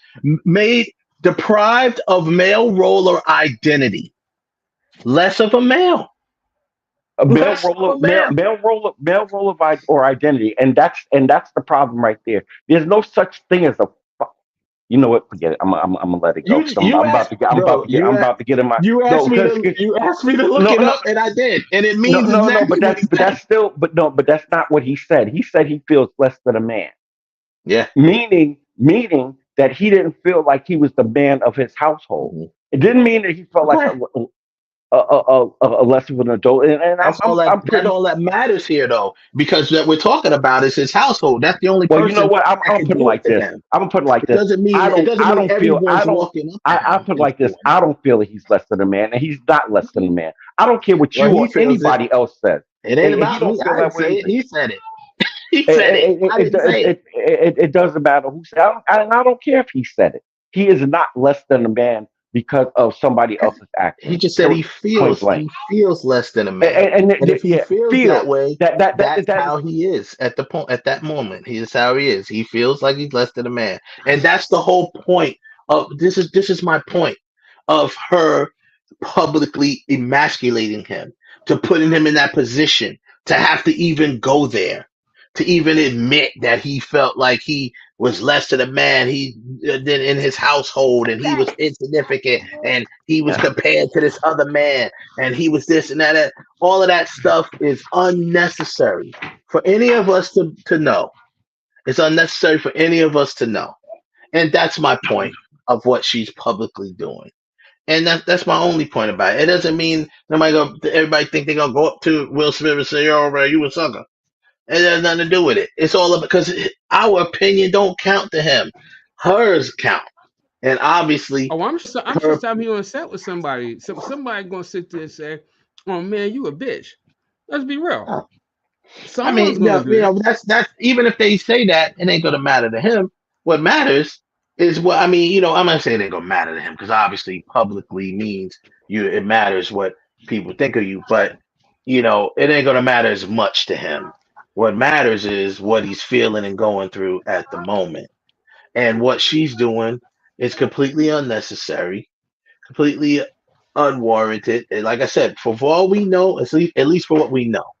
For all we know, Will Smith could have cheated 100 times on her, but we don't know. That's the point. We don't know. We know, and the point is we don't need to know. But above all of that, Exactly. but above all of that, the other, and this is my other take on it, is because of how he was raised as a kid, and the stuff that he I'm experienced. yeah. Because it I'm could have, not because blaming him. technically speaking, he could have Chris Browned her. Well, that's a whole different story. She threw his phone out the Well, I window mean, because he snapped. we But don't whatever. we don't But know if he has. The point is that we no, don't no, no, know. no, no, no, no. What I'm saying is he he didn't, and this is why I'm saying that he loves her, and We that know he he's loves her. not, That's for sure. and that he's not, and this is the reason why I say that he's not emasculated, is because he never once has through all the stuff that he's done, not once has he said, you know what, this B needs to know her place, or XYZ. He Well, continued no, to no, put her he's never in. gonna say that. He's not Always gonna say puts that. in You a know good why? light. Because He's always that goes messes high. with his If he money. goes low, he's going high. Because He's that gonna No, messes no, with no, still his has no, to no. It's money. not maintain just messing, but Ralph, it goes beyond messing with his money. It's the type of person that he is because of what he saw with his dad, how his dad treated his mom. He's never going to go there. right. He ain't gonna go there, and that's a good thing. But like I said, I mean, if it was the other way around, people would be killing Will Smith too. Because if he was coming out publicly saying, I just, I had to do this, I'm not happy in my marriage with my wife, and this, that, and the other, and all the things that she said about him in all of these different interviews, all these nuggets, or if you look through all the different interviews, every interview has something about Pac and something negative about her marriage to Will, or whatever the case may be. If he was going around on a campaign doing that, people would be killing him. They'd be Yep. killing him. They would be killing him if Look he at was look at doing look at that. that word dimension. Look at that guy Jay Envy. That fool went on his show, The Breakfast Club, and said that all the years him and his wife been having sex, he has yet to ever make her orgasm. No, he That came said out that. the No, man's no, no, mouth. no, no, no. If you're gonna quote him correctly. He What'd he said say? what he said Jesus. was at a point in time in their relationship, and within 10 years of their marriage, that he didn't that he was just bang bang bang bang bang bang bang. That he wasn't thinking, because About her. between the two of them, they never had a lot of outside experience outside of each other. So they didn't communicate with each other as she didn't communicate with him like, bro, you're not hitting the spot. Uh, Okay, but all right, that's fine. But here's my point. but what does that? That Sexuality doesn't make him to less of a wait, man. wait, I wait, didn't, wait. I Let me didn't, finish. I didn't say that. But sexuality to a lot of dudes is very important. It's part of their psyche. Like, I'm the man. I can knock it out all night long. Don't Do put that you in. not think by someone sitting there and admitting that on a national platform, do you not think other people in your industry are going to sit there and look at you some kind of way differently? Like that, man, you can't even satisfy your wife. Like Rick Rick Ross. Ross did What it. is that not the reason he lost? Rick Ross did but but it. but again, like I said, putting it in context, that's somebody being a jackass and not keeping it in the context of what he said. And that's why I had to quickly make sure that if you were going to quote it correctly, because it wasn't an ongoing thing. It was a thing that at a certain point in their relationship, because he didn't know. He didn't. He, but, and I'll just use Okay, myself for. I'll just use even if you myself. sit, I'll just use myself for an example. By the time I was 18, I probably slept with maybe about, I don't know, about 15 people. So I have a little bit of man, you was experience ordering around, wasn't you? of You was of ordering around, knowing. wasn't you? I absolutely was. I absolutely was. And with that, I understood and paid attention to what females was telling me. And Mhm. also, I had a lot of girls that I had as friends. So I But understood So so if you don't have that, you're not going to. And again, him to me, that makes him more manly, if anything else, because he was able to admit, like, yo, fellas, listen to your girl. You know what I'm saying? Communication is key. Wait. I'm grant that if he was in his house and he was having a conversation with his boys, okay, yeah, I go with that one. Not when you're on a national program like Breakfast Club and you're meant that to amount a million people. Okay, but No. but that's the problem, and that's why I give such a pushback about this term emasculated, emasculated. That's the reason why I give such pushback, because especially in across the globe, but particularly in Black and Spanish culture, this thing of or this image of what a man is or what a man is supposed to be versus what an actual responsibility of a person is supposed to be. It's just like when you say it's just like I don't think one is not connected to the other. No, they're absolutely 100% connected, and that's the problem. Is because there's a disconnect from that. It's just like when you say, "Oh, she never said anything about I him was being a father. She never said anything about his parenting or anything like that. She never said anything like that. She never said he's not a good father. She's obviously said that he's not a good husband, because she said on a million occasions that she's not. And again, because but again, that doesn't make him less of a man. That makes her a dissatisfied female who, for whatever reason, which we can also equate with the reason that she was in love with another man while she was married to another man. But Kev, the point is, even with that, is you're married now, right? I've been married. You've been involved with someone. Kev been involved. Wes been involved with someone. Everybody's been involved with someone. There's only a certain amount of limit that your spouses and others going to take you talking about your ex, unless your ex died. Then maybe. But from what Jada put, Tupac was not her ex. Not her ex, allegedly. That's her word. It was a close friend. But again, Ralph, this goes back to what I said earlier. She went for the bag, and that's why I kind of sort of brought up the Johnny Gill, Stacey Lavisol thing. She went for the bag. It was a business transaction. It was a business transaction. That's why she doesn't even refer to her marriage as a marriage. The last interview she was on, and she actually said that we're actually trying to work on things to try to get things back together.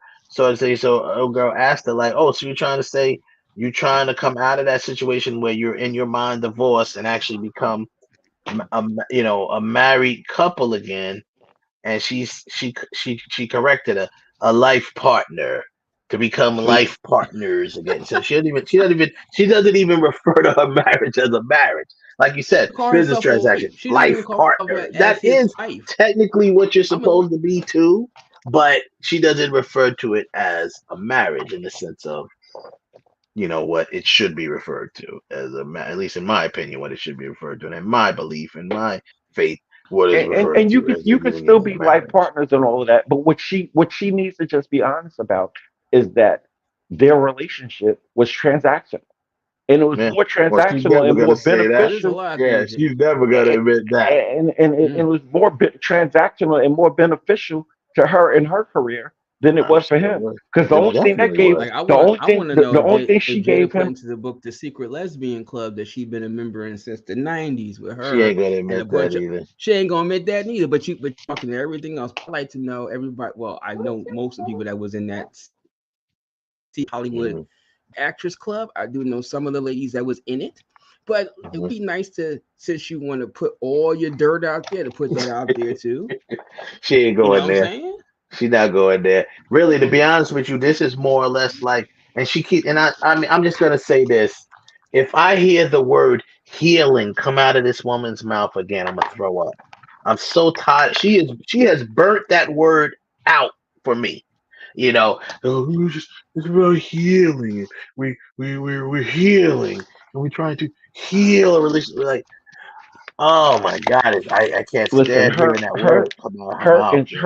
her, and this is not to take away from the good work that Charlemagne does, but her and him suffer from the same thing.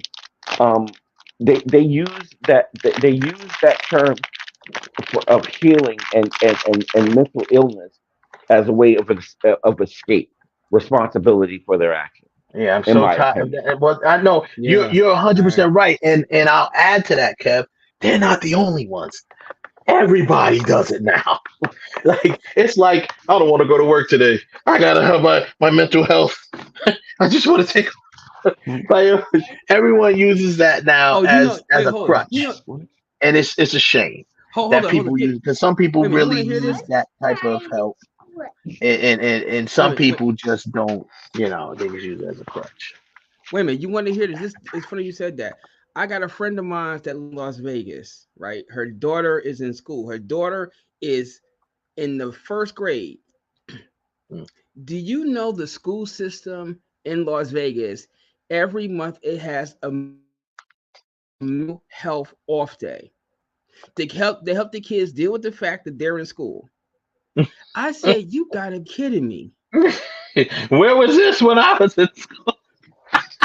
Like I get a day off once a month I mean, you because get days off anyway.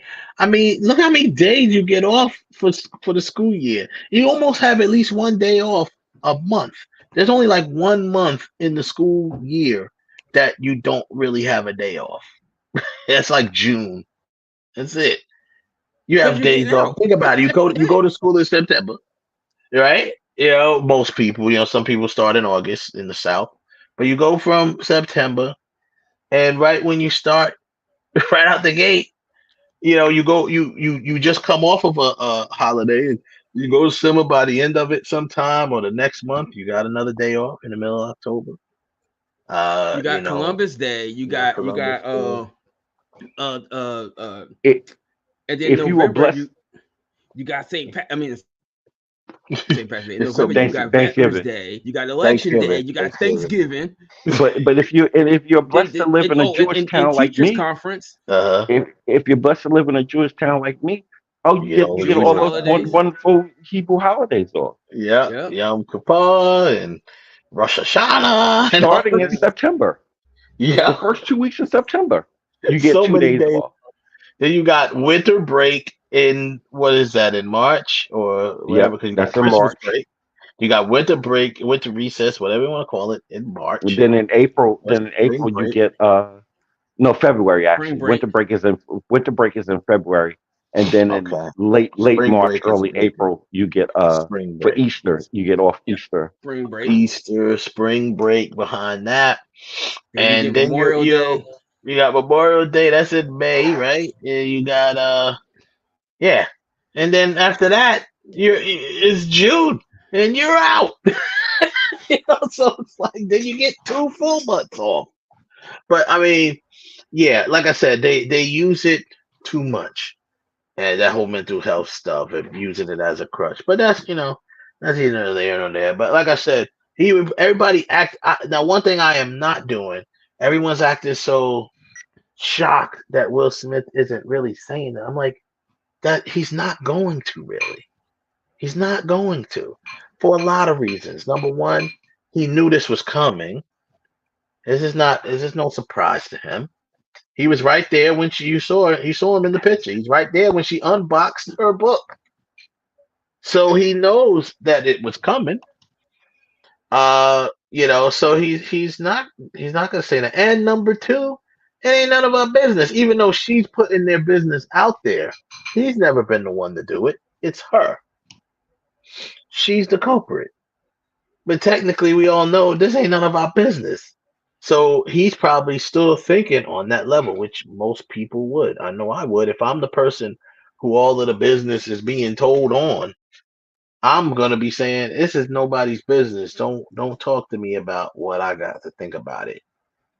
But apparently she doesn't care. So I'm gonna say she doesn't care, but she doesn't care if people know. Apparently she wrote a book about it, and that's the part that really sucks. Because guess what? You are putting all these things out there that no matter what people feel about Will Smith, how they feel, just like when Luke came on, he said, "Hey, man, we gotta rally behind this brother." Okay, cool. Some people feel that way. Some people feel other ways about it. But guess what?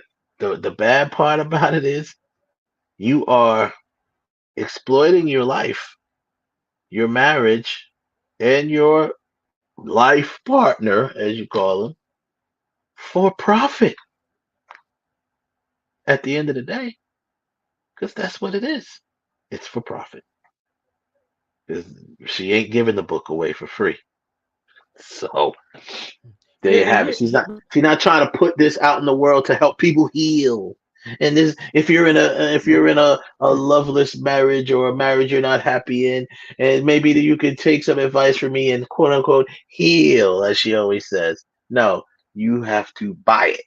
So all of this is for profit, and that's the part that really sucks. Here's my question: if you're Will Smith, now the book comes out tomorrow, how are you gonna be looking at Jada come Wednesday? You're gonna look at her like this. Like I said, he already knew it was coming, so he's probably already been able to mentally and emotionally prepare himself for it because he knew it was coming. No. I get that part, but I'm saying when people actually start to read it, because once people start to read it, they're going to start formulating their own judgments about Will Smith, about his life with Jada Pinkett. Do you still think of Jada as that's my Jada, and we're gonna go on in life, and this book means nothing? Or do you sit there and say, you know what, damn man, I'm the public, I'm looking kind of bad here, or they looking like I'm soft, or I can't handle myself, right? As if it can get worse. Right, exactly. Could it legitimately get worse? Because not for nothing, if there's a Bad Boys 4, he coming in all super macho Michael Lowry. I'm like, no, bro, that's not your life. That's a character. That's a character, bro. You can't do it. You can't, Betty, bro. Look, I mean, just like Kev said, in Kev's opinion, he said Tupac's just been in the role of Bishop for the rest of his career. That may or may not be true, but I'm just saying. Because, and that's the funny thing. So I know what you said, Ralph, to a degree, because some people that I think is silly, though, relate characters to the actor, which is stupid. I mean, it's a role. He just so. But they do that. A lot of people who follow these shows, they everybody was disappointed to see that Amari Hardwick was married to a white woman. How you Ghost married to a white woman? What? He's not Ghost. He's Amari Hardwick. I get that. Yes, you're right. It is a role. However, Will Smith has built up a resume from box office of him playing this macho dude, whether it's Men in Black or Independence, everything. And now this book comes out, and if it really makes you look like a punk, so to speak, can you really could you really have a disassociation between what his on-screen life is like compared to his home life? Of course you can. I know I can. It all depends. It's all perspective, right? It's all how people look at things. Of course I can. It's like right now, people legitimately cannot differentiate R. Kelly the person from R. Kelly the music. They lump both of them. That's a different story because of the fact of it's still him doing these acts. So now, once again, I'm always the first to say I could separate an artist from the art, but still, in all, it wasn't R. Kelly playing a sexual offender. It's R. Kelly being a sexual offender. That's a whole. That's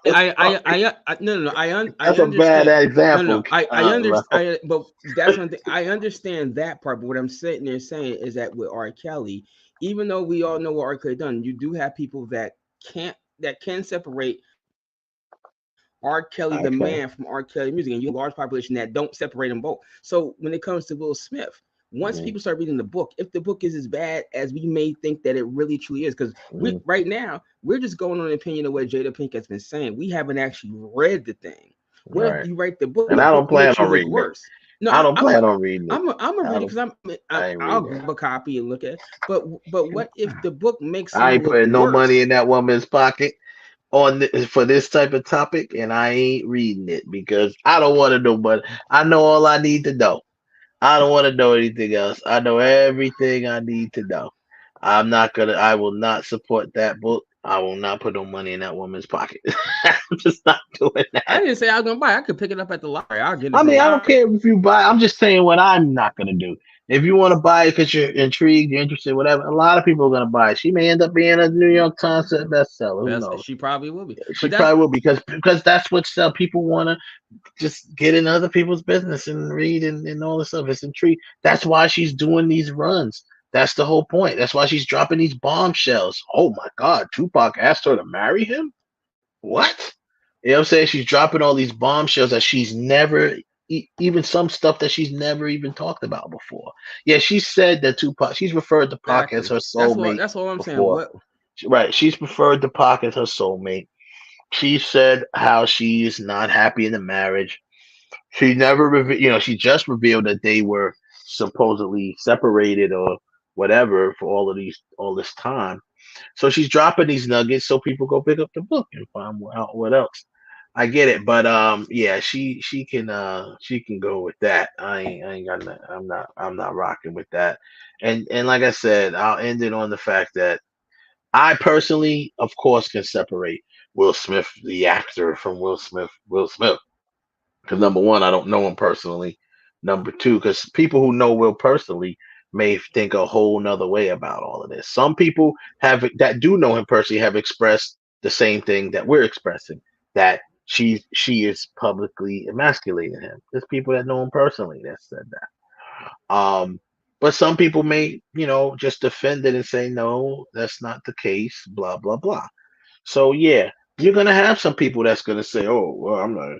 Oh, you the big bad boy? No, you're not." Blah blah. You'll have some people say that, but at the end of the day, that's just their opinion on it, and it's just a role.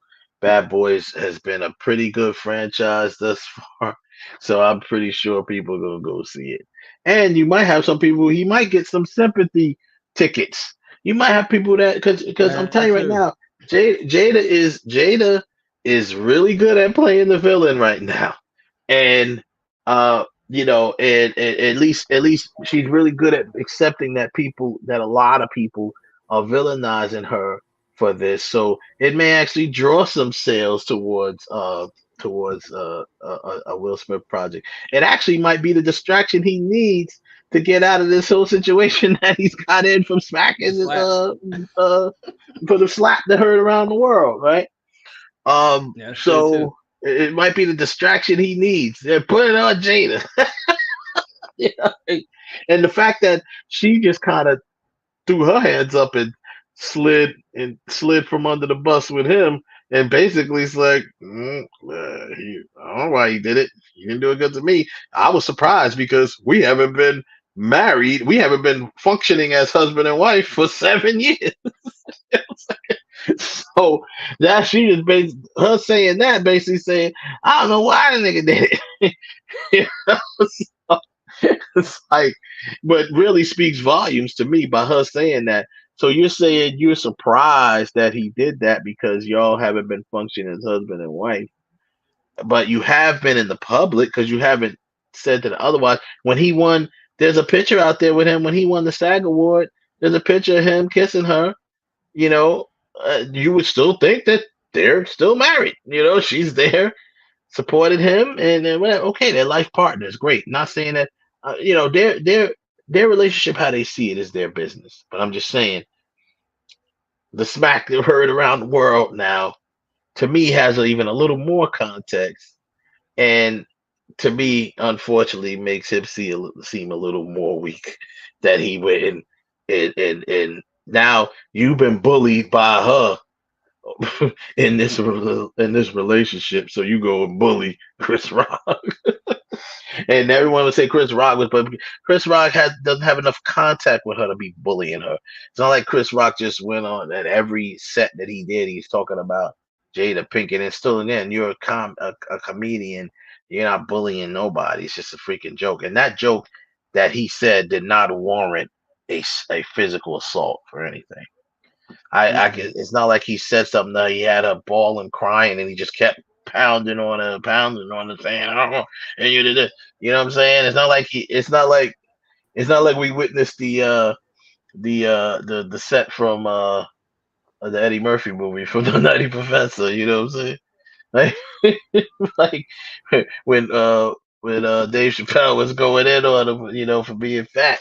You know, that Yeah. warrants a slap. But yeah. So we'll see. We'll see how it goes. Jada's been. We'll see. We'll see, man. But I don't expect anything from Will Smith. I'll tell you. If anything happens, far as going forward in their relationship, which is their business, it's still gonna happen on his end privately.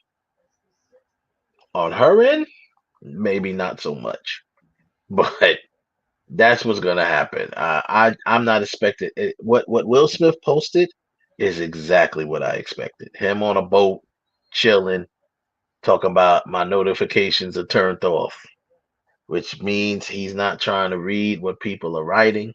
He ain't trying to hear what people are saying. He's just Will, you know.